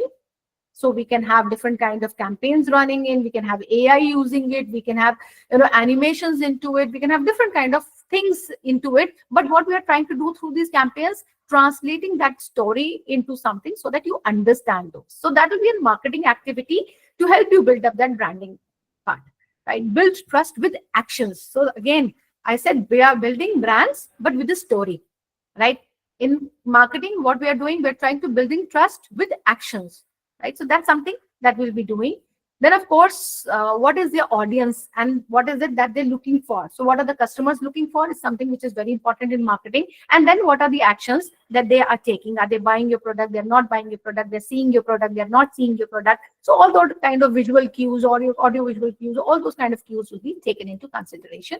And support story through actions is something which will be very important, right? So you need to support whatever brand is talking about, what story brand is talking about. You need to support it with actions. So that will come in together. And then finally, we will say, this is what is branding and this is what is marketing. And then marketing is supporting branding. So that is how things will come into picture, right? So this was just the base that I thought we'll start with. And then I'll move to the next part of it now. But before going to the branding trends, right, you might wonder why am I talking about trends and what is it that we would talk about it. So I say, the Steve Forbes. So these are the, this is available in the Forbes. And they said that your brands is the simple, most important investment that you can make in your business, right? So according to Forbes, Steve Forbes, and I'll be sharing that article also with you people later on, where we would say that, yes, it's all about what is the investment that you're doing. And that is one of the most important investments. So whatever you're spending on branding, it's actually an investment. If you spend it well, you'll get some results. If you don't spend it well, things will not fall in place. So that's how you have to be very wise enough to decide how brands are. In fact, I usually talk to people because we are from academics, and then we start comparing two brands. So we have got two institutions. I'll not name any of the institution, not neither mine nor anybody else's. But then we say the institutions are doing good. If you go back and see, yes, your institution is going good. You have good faculty members, right? You have all good infrastructure available. You have all facilities available. The students that are coming to you and to coming to me are good, right? They're good students, because at the end of the day, students just need knowledge, and if you groom them well, they'll do good. So everything is falling in place. You've got good laboratories available. You've got good policies available. But still, when it comes to choosing the brand, you choose one and not the other. So where has that? What is the issue, and why has that happened? So probably it is when we started the brand. That is where the mistake had taken place, right? We could create that identity in the minds of the consumers that this is what we are. And now, even if we give the same facilities, even if we have everything, it is very difficult to change. We'll have to go for a rebranding exercise, which is a tougher one, which is very expensive, right? And tough, and you're not sure it will really fall in place. So again, that's again something which is, so it's a very big risk that we have for the rebranding exercises, and which is where people feel, okay, let's forget about it. We're getting students, we're getting business, we have money coming in, we have admissions coming in, so let's forget about it and let's go running, right? So that's how it happens. But then if you want to be into the brand category, you have to start with, whenever you're starting, you have to start very logical. You have to think well before you start. And because why I'm talking about this is because the topic was branding new business, right? So when we are discussing all these kind of things, what we are referring to is when we are branding something for us. So we are coming up with a business, we want to brand it. It's new to people, right? When it is new, it is actually whatever we want to portray, that can be portrayed. So when a fresher comes and joins us, what happens? We say, okay, he's a fresher. I can groom him the way I want, right? So I want to hire him. But if somebody is at a later stage that comes to me, it is very difficult to groom because all those kind of things are already fed into him, right? So that is what is different. And that is what is with the brands. When they're new, when they're coming into the market, whatever you'll say, and if they prove to be the same, we'll believe you, right? And if we start believing you, it'll be fine. What happened to this guy who makes boat? You're competing with someone like Sony, right? It was such a big brand to compete with, but then you started thinking in the way that you didn't even realize when you were into the market, right? One fine day we were all going, we were saying, the person was saying, okay, this is the brand that you're looking for. You are getting all the quality. You don't have to pay so much, but then you're getting all those features available. It was fresh, it was new. We started buying it, we got satisfied, and then finally all of a sudden we started saying, okay, it's number one these days, right? So this was something which was new, a case worth understanding, a case worth studying. What all kind of things they did, how did they catch hold of the young crowd, what are the different environmental activities that help them build in the business. That's something that's worth understanding, and that's something that you should understand when you're building a new brand for yourself, right? So that's something that I thought we'll be discussing. But when we are building in a brand, we have a brand personality, brand voice, mission, values. I mean, those will be very, very important things. So again, in next few slides, we'll be talking about what kind of brand personality we are referring to, what kind of brand voice we are referring to, right? What are the mission and what are the activities that we're doing into it to achieving those stories that we have actually designed and thought that this will help us build up the brand. So that's something that will be a part of it. So these, I will be talking about 10 branding trends, right? I think that will interest you because we need to understand this. This is not that they're doing it for the first time or today it's happening, but I would say these are trending, right? And when something is trending, let's try understand why is it trending and what exactly are we looking into it. So the first thing that we talk about in it is monochromatic, right? So this is what is monochromatic. Any idea if you can see this picture, what do we understand? I can have one answer because I can see you guys. One color tone. One color, okay. Anything else?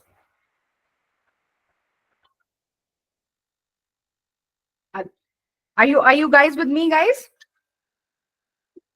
Yes, ma'am. Okay, fine. If you're So there with me, somebody's fine. saying same theme. Am I not going too fast? No, ma'am, it's absolutely fine. Because I usually speak a little faster. So at any point of time you feel I'm a little faster, you can stop me there. Right? I'll go a little slow. Okay. So when I say monochromatic branding, it's actually very minimalistic, right? You do not have to put in too many things. That's the picture that you can see also is talking about a very refined kind of a thing. You know, if you can see this ad, even if I say this is also monochromatic, right? It has too many things, but then it has a tone that will attract you, a very bold kind of a tone that will attract you. You can have subtle colors, you can have bold colors, right? But then that color will attract you and you will actually feel like waiting, seeing, and then finally taking a call on it. So first thing that will attract you for this would be the color, and then you start reading inside it. What is it talking about? Why does it have a cartoon into it, a Marvel into it? Ma'am, we get some responses like quality maintained, different layers, black and red. User has to think about and it will get a mind placement. Pure or refined, same theme. That's all we got the responses for the picture. Correct. Yes, it's basically very simple, right? You do not have to have a lot of things into it. So rightly said by all, right? You do not have to have too many things into it. You have to have something which is very clear, lighter, and then you can actually deliver that message to you. So when I see this picture, you can actually see purity flowing through, right? And when it is purity flowing through, you have trust in it. And that means a lot. So that kind of element has to be brought into branding. And this is something that is the reason if you will see the ads these days, right? At times we wonder, you know, if one full page ad and that just has a one big picture and a small caption below it, which you would read it. But the moment you open up a newspaper or you see that, you land up into the page and hold on for a second because the colors are soothing and whatever message they're trying to deliver actually makes sense to them. So it is relevant to your industry is something that you'll have to see. When you're deciding which color to use, should you go ahead with monochromatic branding or not?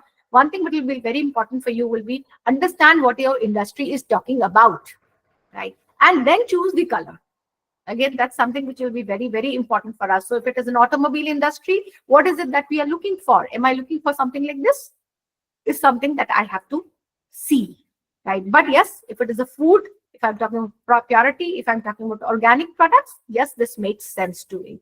Right. So that is where you'll have to understand. In fact, I'm talking about industry and automobile. I don't know how many of us had seen the Volkswagen ad some, I don't know, years back. And it was just a plain blank page. Right. Blank page. And then a small line written on it. That's it. And everybody that day was wondering what it is. Two things they did that time. One was a plain blank and Times of India, one white page. Imagine how expensive it is. And you had it for days together and just a line written on it. Right. But that created an impact on people because people stopped and watched it. And then there was something in the mind of consumer. How are they coming to? Because they were new to the market. They were new to the market. They wanted to make a dent in the minds of the consumers, and they wanted consumers to actually hold and hear it out. What exactly are they trying to say? For that, they had to create that space where people would hold on and then see what it is. Because if it is too cluttered, people will just miss it because it's a newspaper and there are so many cluttering things happening in the newspaper. So you just miss it out and move to the next one. So you have to decide the color tone also. So it's not just orange or red or blue, right? It will depend upon the industry that you are in. And that is where you'll decide which color will make an impact to the consumer. So that's something that you have to see, and what personality you are trying to put into it.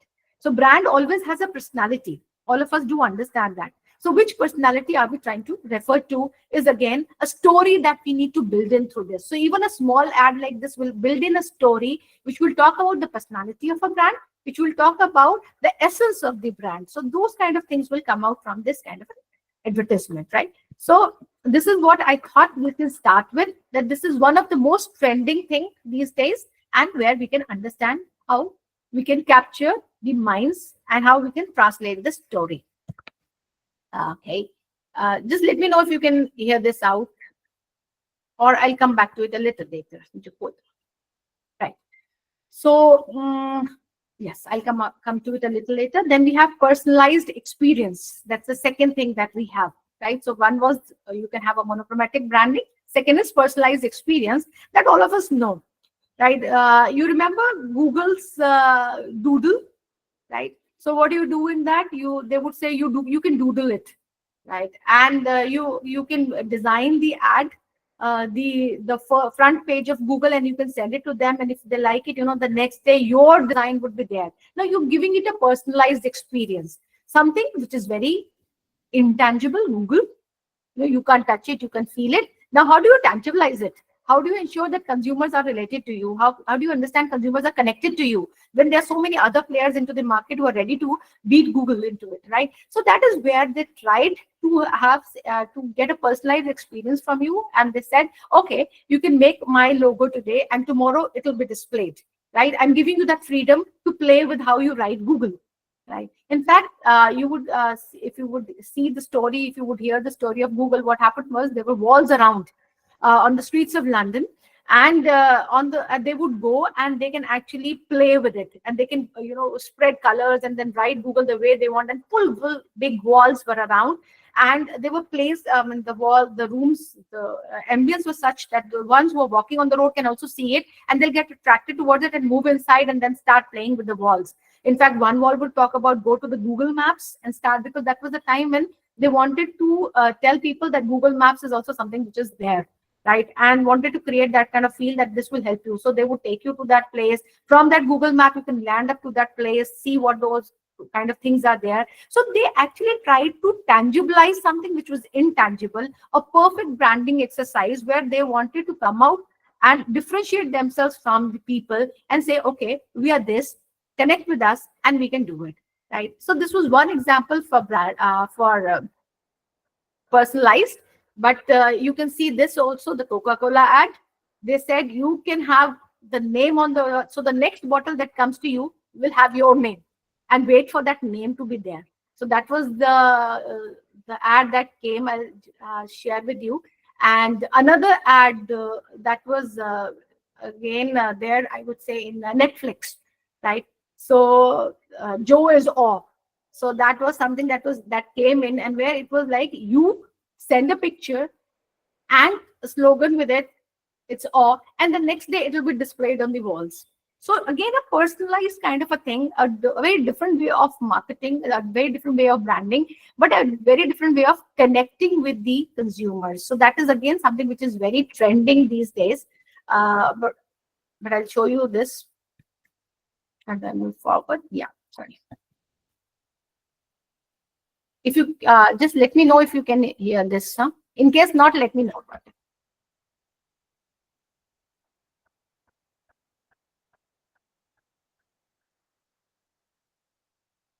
Coca-Cola's Share Coke campaign is by far their most successful marketing stunt ever. By simply printing names on their products, Coke managed to end a decade-long sales decline and increase their revenue by $12.9 billion in just 2 years. So, how did this effortless tactic completely change the trajectory of Coca-Cola's company? To answer that, we need to travel back to 2011. a time when Coke was facing a massive problem. At the time, teens and young adults alike weren't drinking Coca-Cola. More specifically, they weren't drinking it because they thought the brand was outdated and didn't resonate with it as much as older people. This was most apparent in Australia, where in August of 2010, half of their young adult population had never tasted a Coke. With that shocking statistic in mind, the Australian Coca-Cola team started brainstorming ideas to get teens back on Coke. They wanted to accomplish two things with their idea.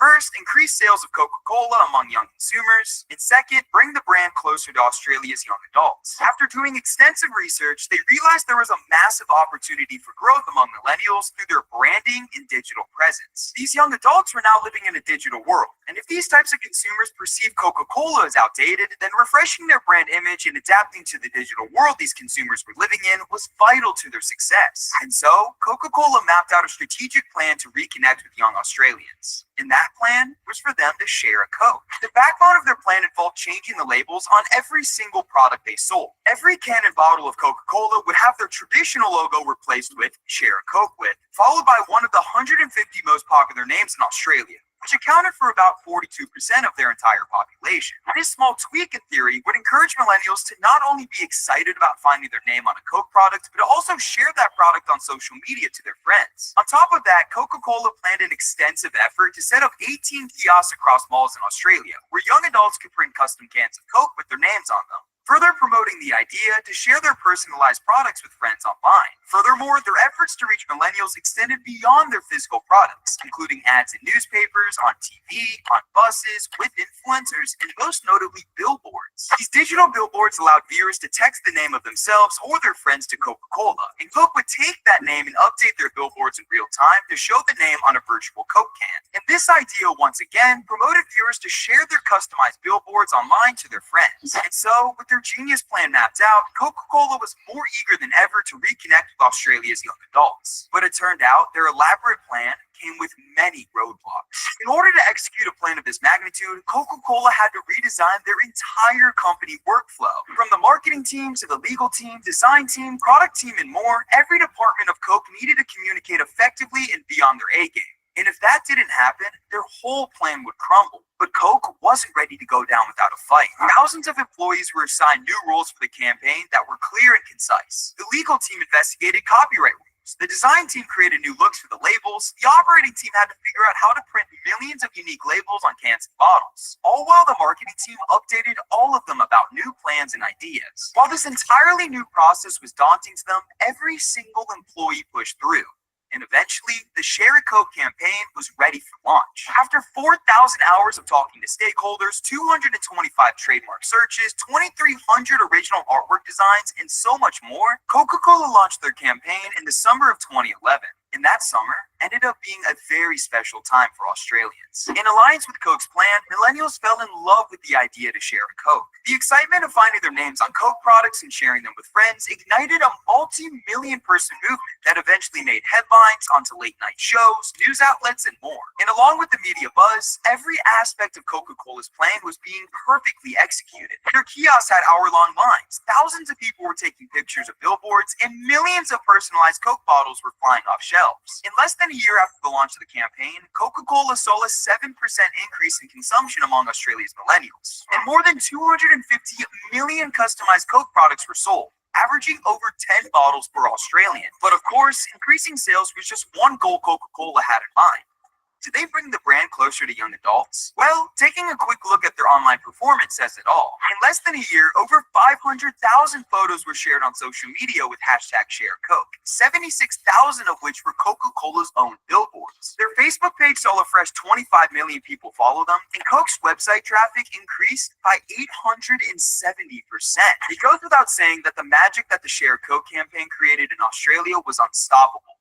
So much so that it expanded beyond the entire country. Over 70 other countries were quick to embrace the love for sharing a Coke, each of which had their 250 most popular names printed on Coke's products. And unsurprisingly, the campaign worked flawlessly in every single country. Over the years after it originally launched, the Share Coke campaign generated over 1 billion impressions online and became the #1 global trending topic on social media. And of course, Coca-Cola sold a lot of Coke. From before the campaign started in 2010 to the peak of it in 2012, Coca-Cola saw a $12.9 billion increase in revenue, completely wiping out the 10-year-long sales slump they endured before. It's impressive how fast Share a Coke became a cultural phenomenon, but it's arguably more impressive how Coke revolutionized their ads during Christmas time. To see how they did that, check out this video on how Coke used Santa Claus to make themselves an icon during the holidays. All right, great. So there are two things in it. Just a second, let me come back. Okay. So there are two things in it. One, of course, is, I'll just stop sharing for a second.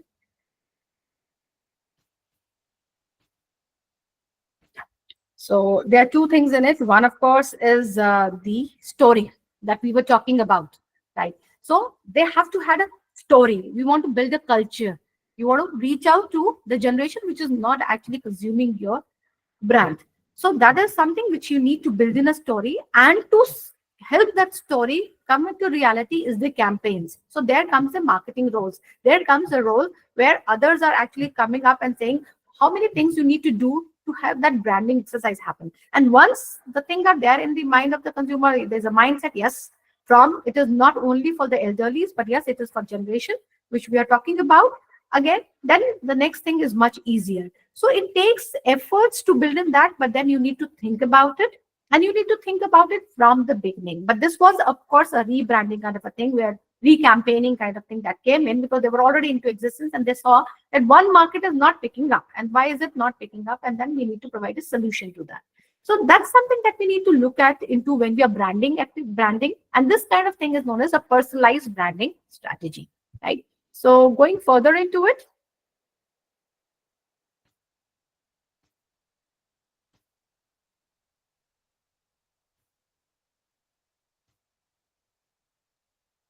okay, visible, right? Yes, ma'am. Yes, ma'am. So going next, or just one more, huh? And then I'll come to the second part of it. Or I'll take one more minute. Yes. So, so two things we have talked about: monochromatic, personalized. Third is hand-drawn illustrations. So when we talk about hand-drawn illustrations, it's just the basic outline that we are trying to make it very simple. So a few cartoon of just a flower on the packet and outside the packaging, and we say it's hand-drawn, and we're trying to make it very simple, very realistic, and very down-to-earth kind of a thing, right? So simple patterns that we try to make it is what we call it as hand-drawn illustrations. I'll show you in the coming slides how we take it up.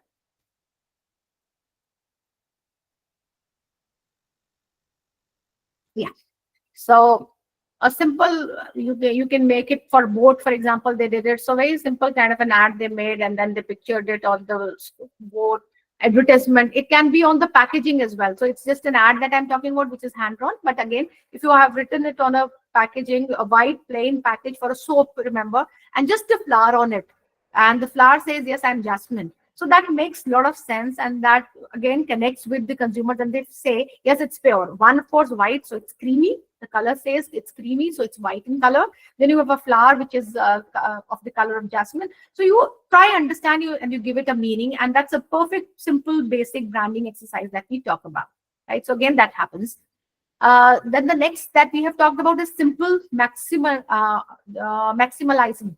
Right. So what do we try to do with is we try to put it simple, but maximize it, show it as much as possible, but through simple things, right? A very bold font, right? That's something which is very important. So if you can see this, a very bold font is there, a striking color palette. So you need to see what colors you need to talk about. So they'll not be dull colors, but very striking, so that hits you and you try to understand it. So you're maximizing it, but through simple effort. So you're not making it cluttered, but you're trying to put everything into it so that people get sense out of it.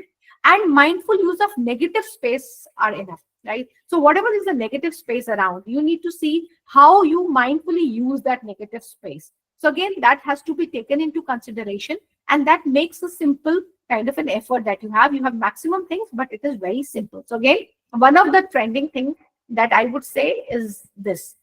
And another one is minimalistic. So the previous was maximizing two things, but this is minimalistic, where you try to have, you try to understand, you try to convey the meaning and understanding through the concept. So as the ad talks about harmony in the soul, so everything will talk about it. Everything is written into it. What exactly are we talking about is written in it, and you don't have to think and then make analysis out of it. You can read it, you can understand it, and then that will be very clear. So it is minimalistic, but then it is very clear. It will talk about the values. It will talk about straightforward message will be delivered to you. So again, one of the things that you can use as far as this minimalistic is concerned. So again, one of the ways that you go ahead with. And another thing that was there was sound moment, sonic.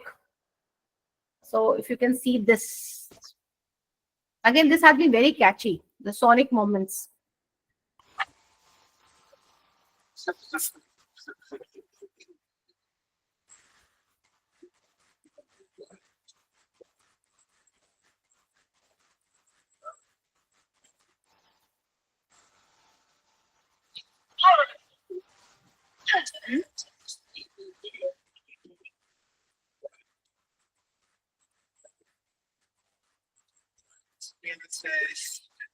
Voice not.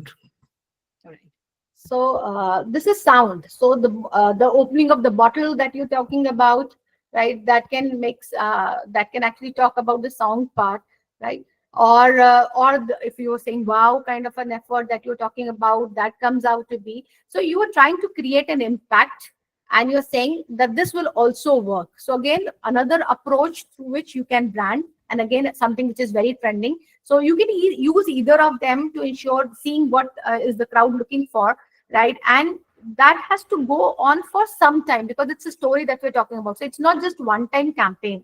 The campaigns will keep changing, but the storyline will not change. Remember this as far as branding is concerned. That's the reason I differentiated between branding and marketing, right? And every now and then I'll keep repeating it, that the story will remain the same. So if you're talking about the sound part, if you're talking about the appeal part of it, how does it look like, what are the colors that they're talking about, or if you're talking about the handwritten cartoons into it, the storyline will remain the same. The cartoon can change, right?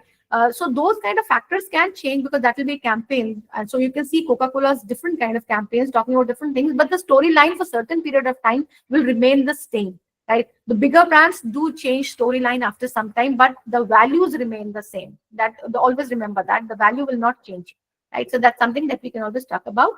The seventh point that I wanted to talk about in the trending one was eco-friendly. So that's in sustainability. Anything is sellable these days if it is sustainable, if it is eco-friendly, if you think it is environmental friendly, right? And that's everybody is talking about. If it is organic, if it is pure, if it doesn't have chemicals into it. A lot of brands have started moving themselves into it, because that's something which is selling these days. But then if you want to move into that space, you'll have to create some kind of products that really fit in, because trust is very important. So if it is not eco-friendly, do not go for it, right? Just because everybody is doing it, we need not do it.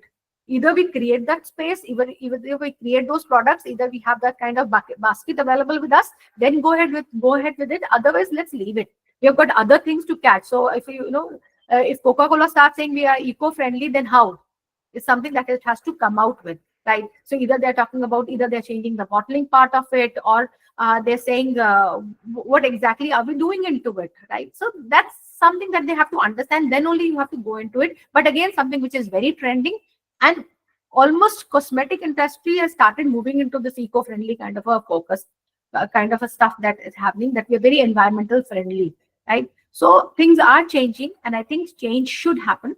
And this is trending, but when you're coming up with a new business, you have to understand, are you really moving into this basket or not? So that's something that you have to see. 8th point will be fun with fonts, right? So you can play around with fonts, and that attracts people, right? So how you're writing, what kind of fonts you're using. So even a very simple ad, but different kind of fonts that you use that attracts consumers makes sense, because then again, but those fonts have to again translate a story, right? Why that kind of font that we're using. So that story doesn't have to be missed out. The value doesn't have to be missed out, right? So that is something that we need to take care of whenever we're deciding the fonts also into the branding exercise. Keeping things real. So keeping things real would mean an honest shirt that Peter England would talk about. So that's something that you say, yes, that's simply that we're talking about is that we are real, we are original, and whatever we are saying, that's there. So the value, the writing part has to talk about that we are real, and the entire essence talks about it that we are original. So that's again another thing that you can talk about. And last I would say is animated moments. So animation always helps. In fact, if you remember, Ridhima ma'am's slides, a lot of animation was there, very catchy kind of things. I tried copying, but I'm sorry, I'm not of that generation, so I couldn't do it. But I learned from her, and next time I'll have some animated cartoons coming in, popping, and putting a punch so that you also wake up in between the the lectures that are happening. I'll design your slides next time. Thank you. She offered me this, but I had less time. But she has promised she'll do that. So great, and she's promising it in front of everybody. Which is in, right? And this is how I would like to appreciate also that yes, this is in, and this catches attraction. That is the attention seeker, and ads are using it, right? Brands are using it. So that is again something that you need to see, and those animation interests people. So again, that is something that we will be looking into. So these are few trending things that I thought we will discuss. But again, as I put, start in the beginning only, I had a disclaimer that I'll show you a lot of ads. So do not misunderstand that only ads will talk about branding. It's just that I'm saying that these ads are translating the story. These ads are translating the values that these brands want to express. And you have to be very clear with what value are you focusing on. So that kind of thing doesn't have to be missed out, right? So that's something that you need to discuss. So going further into it, right? And you can see these pictures, right? Although I've written a word, failure, we'll discuss this also. But before I start discussing, before I start speaking about it, let me have few answers to it. Which packaging do we like more, before or after? If we can just have some comments on that. Is it the before part that we are liking, or the after one that we are liking? In the first one that we talk about, the bottling part, the packaging part of it. So are we liking before or after? Before. Before. What about others? What are they saying? I like after. Ma'am, to have responded before. Responded After. before. Before. Nobody's liking after. I too like after. It's simple. The way I was talking about it is minimalistic. No, nobody. Someone is saying that the second one is extra creative for normal people. I love it. Extra creative After is normal. boring. Everybody is before. Okay. Makes sense. Right. And this is the story of Tropicana also. Ma'am, there's a hand raised by Dr. Anuti Chaudhary. Yes, Ma'am, you want to say something, Dr. Chaudhary? Or is it by mistake? Okay, I think this is by mistake. Okay, no issues. All right. No issues. Right. So that is where I thought we'll discuss this. That packaging also helps in branding exercise. And we had before and we had after kind of a story for this Tropicana. And when we say Tropicana, the success story, they were doing good, as you all said, we are liking this before kind of a concept. But still, Tropicana went, they decided that, yes, they'll go for another, packaging style, because there was some emotional element into it. Some people, some crazy kind of individuals like me, they said, we want something different. So they came up with a new packaging style. They experimented on people like me. And when they experimented on people okay, I think it's personal talk. So when they experimented on people like me, they said, okay, we can change the packaging, and a lot of emotions came into, and they decided to change the packaging to after ones. And when they changed the after ones, even the advertisements that we're talking about, which is the second phase of it, where we can see an orange with the straw, and the second one was a plain glass with the juice into it. So this is how they started portraying it in the newspapers also, that this is how we have changed our packaging and this is how we are changing, right? So they wanted to translate this change to people. So when they translated this change to people, and this was specifically, Orange, this Tropicana was the best-selling brand, I would say, in North America at that time. So in fact, people would like to have orange juice, and that was something which was very favorable for them. And they changed the packaging, and after some time, they realized, that things are not falling that way.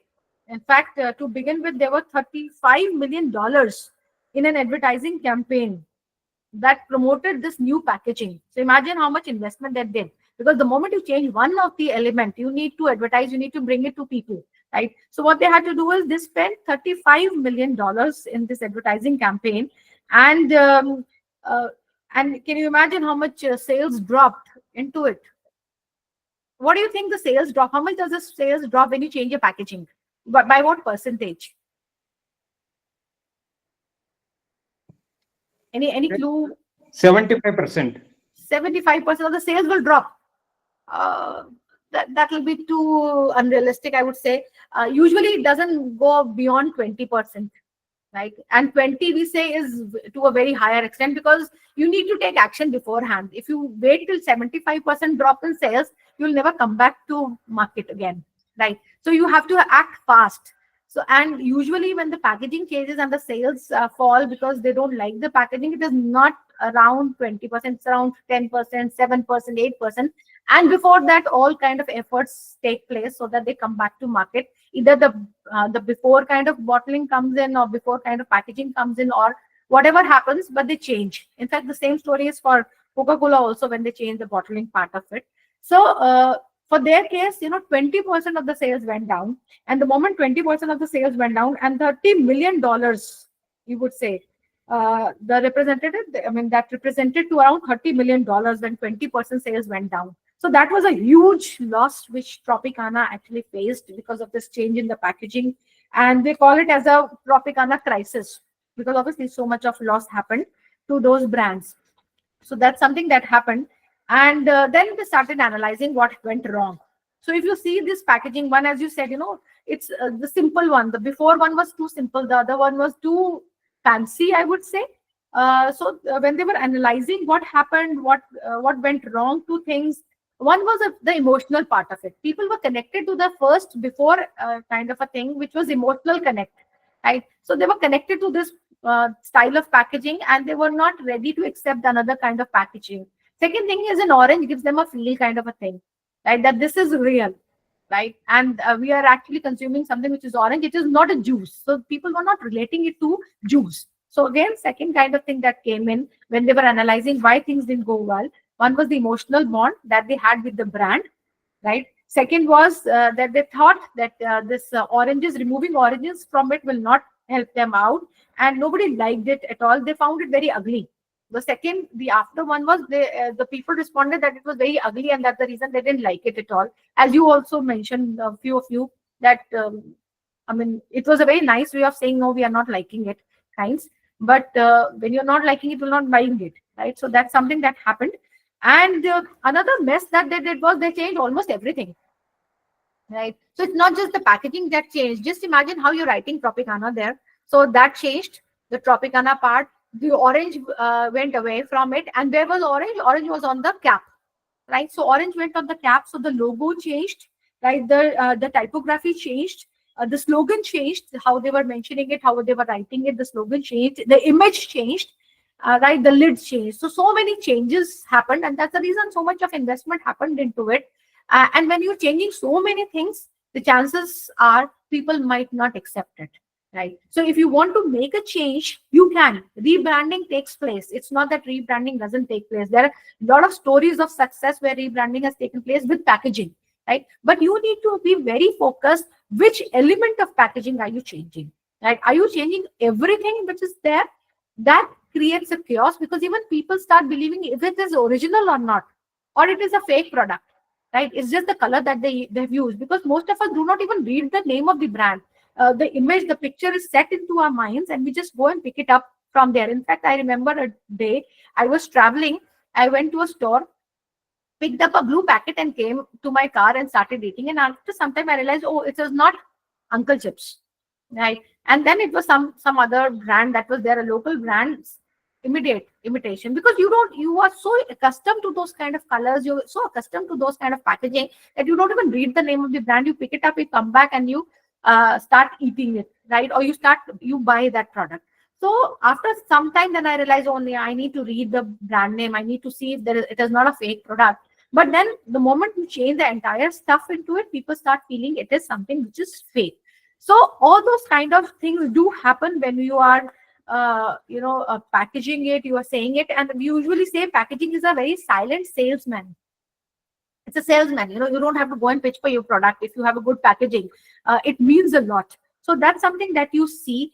And that is the beauty of this packaging. And packaging, again, is one of the most important element, or one of the element, I would say, that helps you brand and that helps you translate the story that you want to translate to the people. So I thought I'll discuss this story also with you people.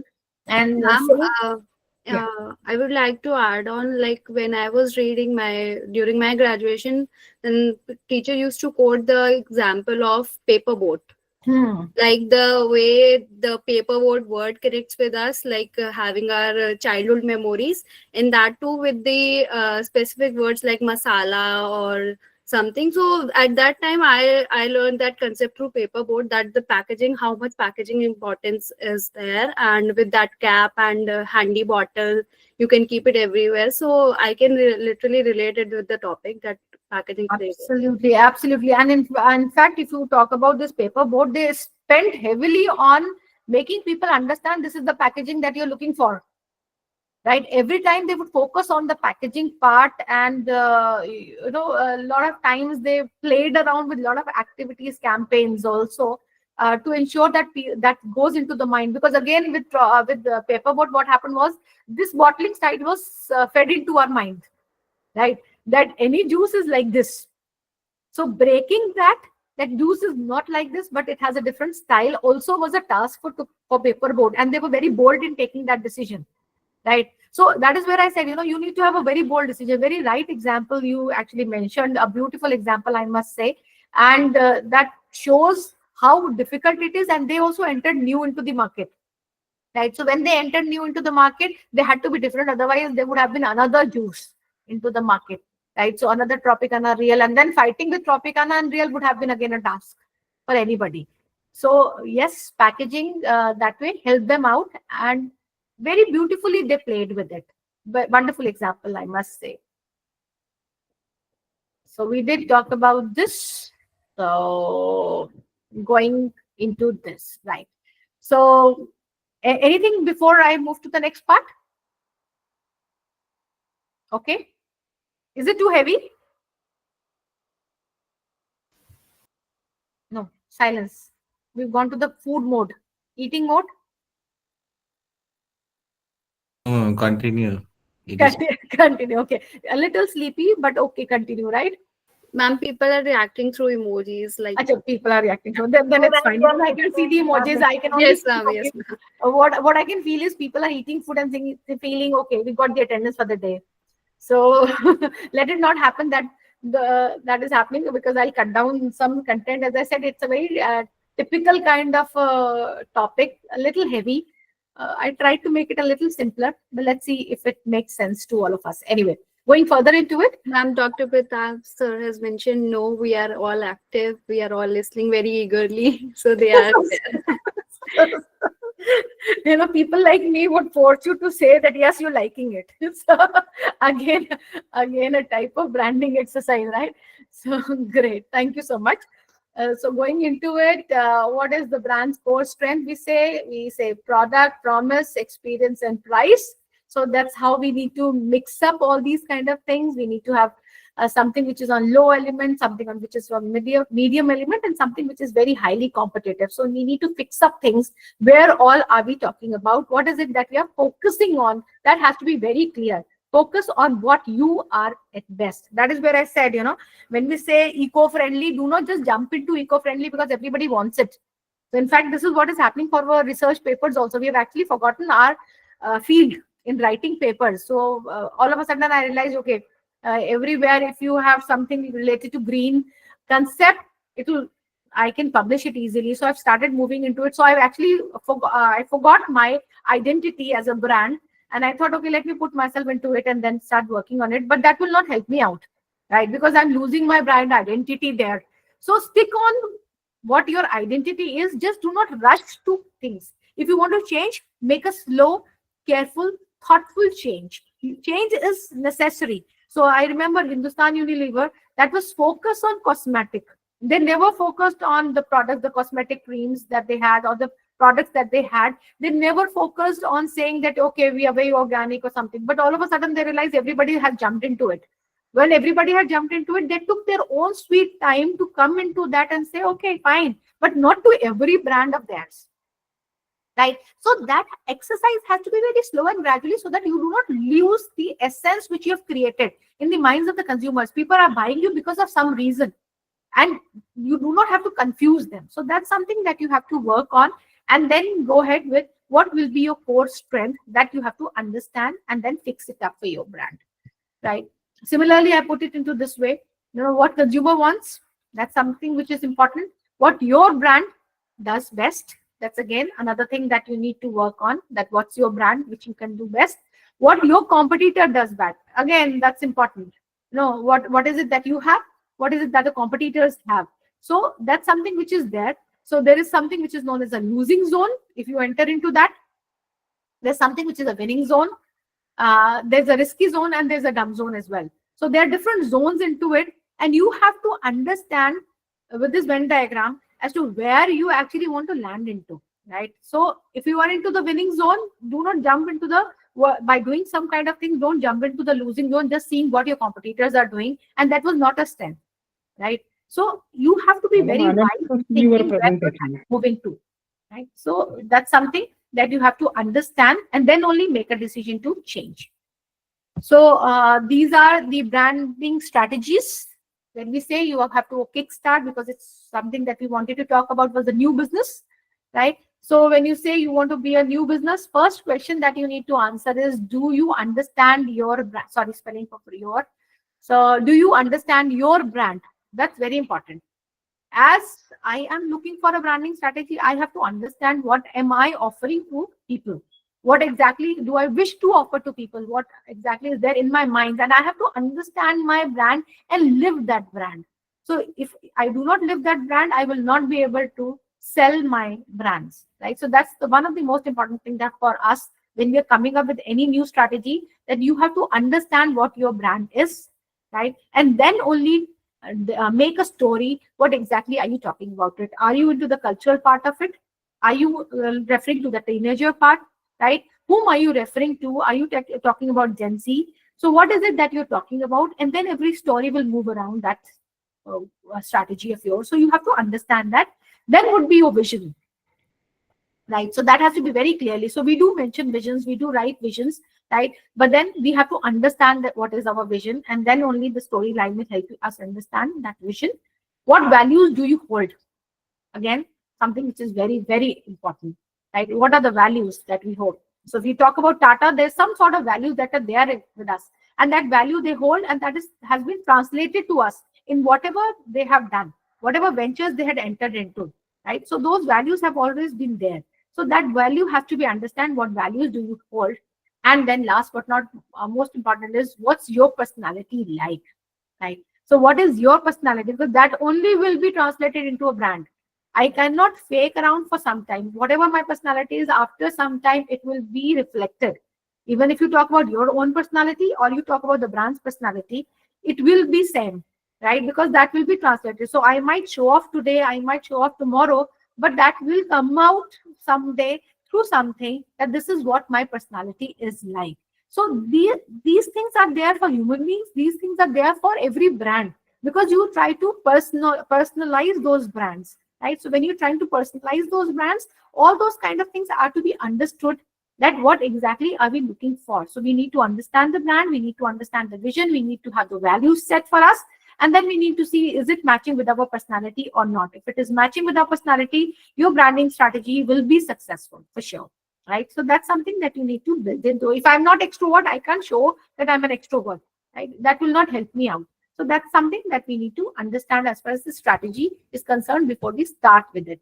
So what will be the elements of this strategy? One would be that you have to define the purpose, the consistency part, emotions, right? Flexibility, employee involvement, and loyalty. So few points. Again, not going deeper into it, not going further or into the basics into it, but saying that yes, these 6 things will be very important for the strategy elements. One is, what is the purpose, right? Why your brand exists, right? What is the purpose of your brand, right? Consistency is very important. Whatever you're communicating to people, there has to be consistency in your message.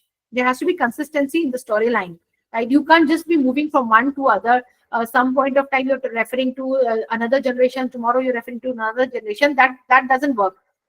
If you're moving ahead and you're changing that, then you need to have another storyline, and you need to build in the story why that change is happening. So that is something which is very important. So consistency has to be thought of, and that's the reason to begin with, start thinking what exactly are you looking for, and will that exist with you for a longer period of time or not. Although change will be there, right? So we will be ready for changes, but how that change will come into is something that we'll have to understand. Emotions are very important. So I usually ask questions also. Do you think brands have emotions? Do we think brands have emotions? Certainly, ma'am. Yes. We do think at times we see the brand and we smile. At times we see the brand, we cry, right? So even brands have emotions. So, and those emotions are reflected through the advertisement campaigns where we start feeling it, right? And that is where those brands start matching with our personality, right? So that is where the emotion comes in, and that's where they bridge in the gap. So that emotions have to be translated, and they have to be brought into before the consumers. So that's again something that has to be brought in. There has to be flexibility, right? As I said, you need to change with time. But then how that change has to happen, that has to be very nicely understood. But then the system should be flexible enough to adjust, right? It shouldn't happen that because I need to change, a lot of money will have to be poured in. Because if a lot of money will have to be poured in, because there's not flexibility into it, it'll be difficult for you to change with time, and then you'll go obsolete, sorry. So again, that has to be worked on as to how you have to design it so that flexible. You just add 1 or 2 things into it and you change the entire meaning of it, right? So that kind of flexibility should be thought of before we have anything into it. Employee involvement. As I said, internal branding, the first slide actually talked about employees, right? We need to feel about it. We need to have trust on our brands.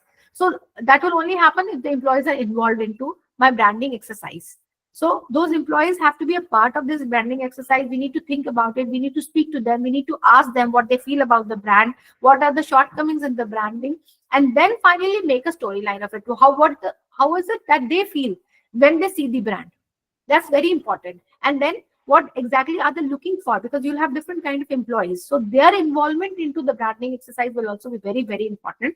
And loyalty. Again, some spelling error, sorry. So again, the loyalty part has to be there. That comes over a period of time.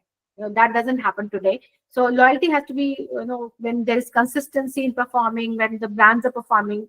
So then the loyalty part has to be done. But every point of time, you have to build in that trust. So that trust doesn't have to be missed out. So that's something that we need to be very careful with. I think I can list it out.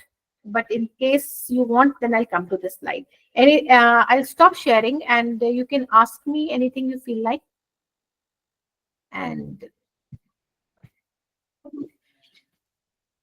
ma'am, one thing that I can relate, you just said that at times we try to identify brand with an emotion. वो धारा का ma'am जब भी add आता है ना, I always remember. I also remember that. So I think even the brands, they have this tendency but they can be personified, ma'am. Yes, they can be personified. Oh, that's a great session, ma'am. Can you give me branding in the next semester? I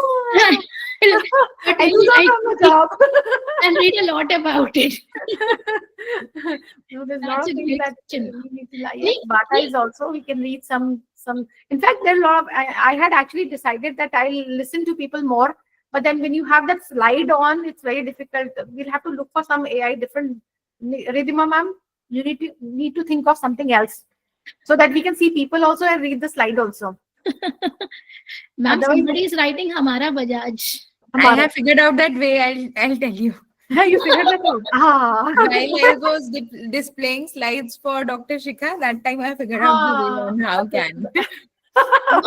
There are so many messages. Onida TP, Nirma washing powder.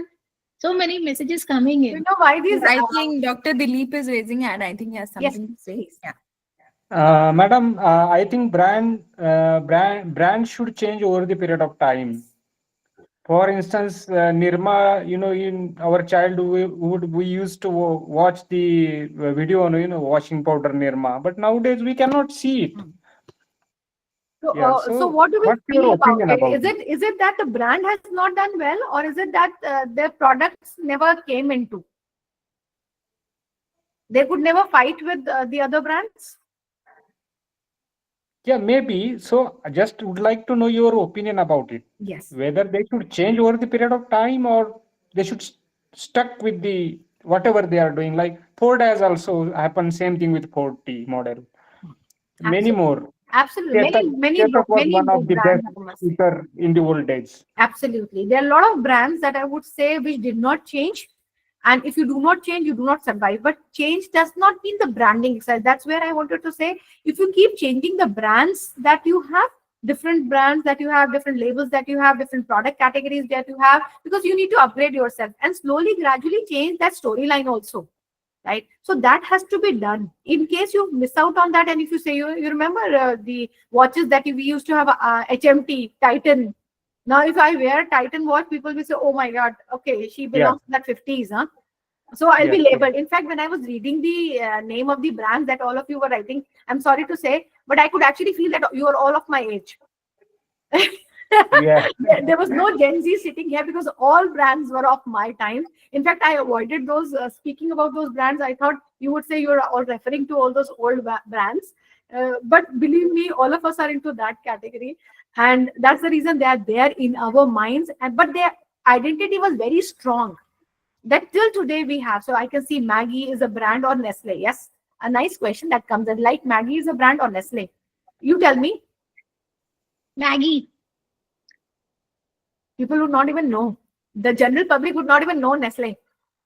Right? General public goes to Patanjali shop and says Maggie de do. Yes. Patanjali wali Maggie de do. Patanjali wali Maggie de do.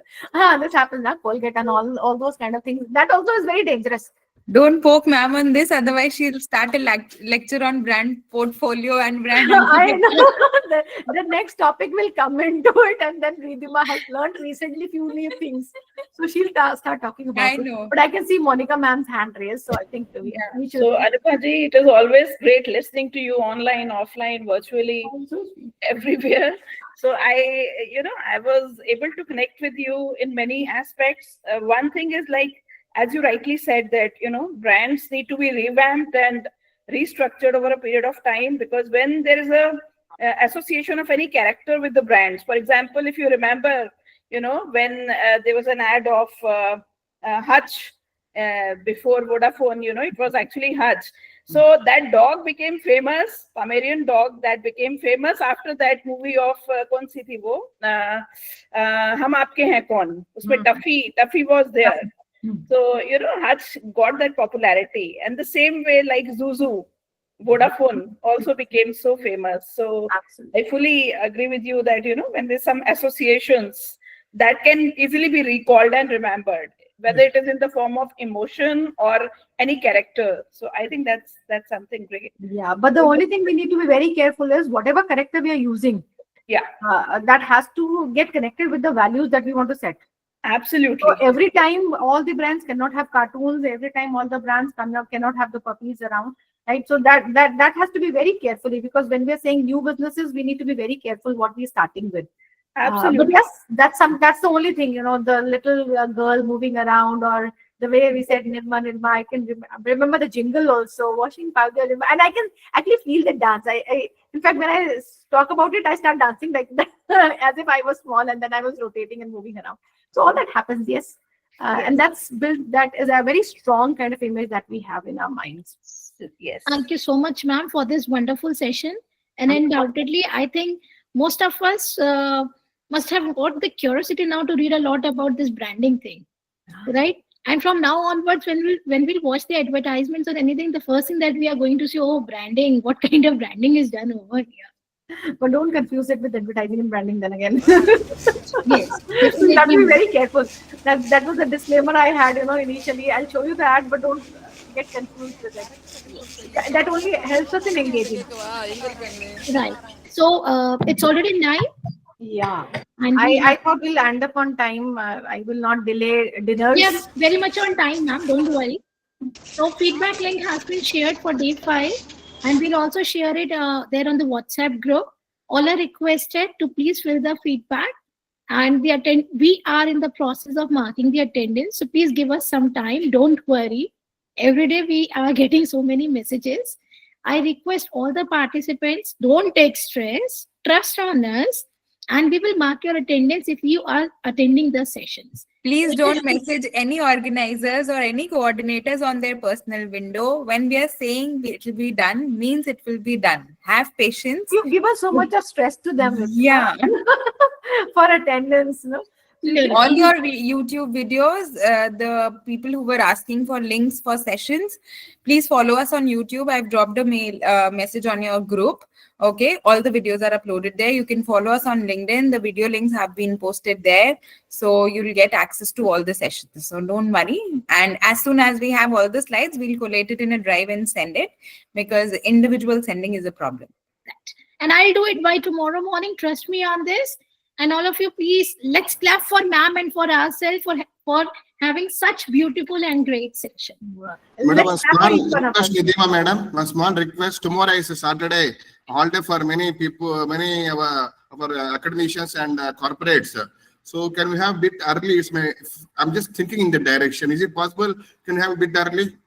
So we have already scheduled sessions, sir, and the speakers have been informed. Okay. So early, we as a academician work till 1:30 in the office, so we don't have an option to do it before that. Okay. It starts at 2, and the speakers have been informed, so no rescheduling. 2 o'clock, madam, 2 o'clock. Okay. Thank you so much, Tomorrow is ma'am. at what time? Ma'am, 2 Tomorrow to 7:30. Okay, 2 to 7:30. Thank you so much, ma'am, for this great session. And with this, good night. Let's meet tomorrow. Tomorrow is the day 6 and the last day of this FDP. That will begin at 2 p.m. And I'm sorry going to miss this, because we've been connecting daily in the evening. I'm going to miss the evenings. Okay, Yes. thank you so much. See you tomorrow. Thank you, ma'am. Wonderful session. It's always Ma'am, one more request, ma'am. Yes. Hello. Yes. Ma'am, please solve the attendance issue and all, which many people have written in the morning. I have just mentioned it. I think you have missed it because some technical glitch. I've just mentioned We've just mentioned it that we are working on it. It will be done. Okay, thank you. ये FDP attend करके ये समझ में आया कि students लोग क्या feel करते हैं अटेंडेंस। अब you will never mark them absent. And especially when the student comes to you, मैं क्लास में था। अटेंडेंस किया तभी मैं वॉशरूम गया था। नहीं, बट सेशन में तो हमको वॉशरूम जाने का भी मौका नहीं मिला। It was so nice. Thank you, ma'am. Thank you to all. Thank you. Good night. Have a stress-free night. Thank you, madam. Thank you so much. Okay. Thank you so much. Thank you, everybody. Bye. Ma'am, your session is Yes. Ma'am, your session is very good and your voice is very sweet. So cute. So I think you will do first, management, and then you will do your schooling. Which class are you in? Ma'am, I am in 4th standard. 4th standard. Oh my God! But you can tell your teachers that you have completed your MBA.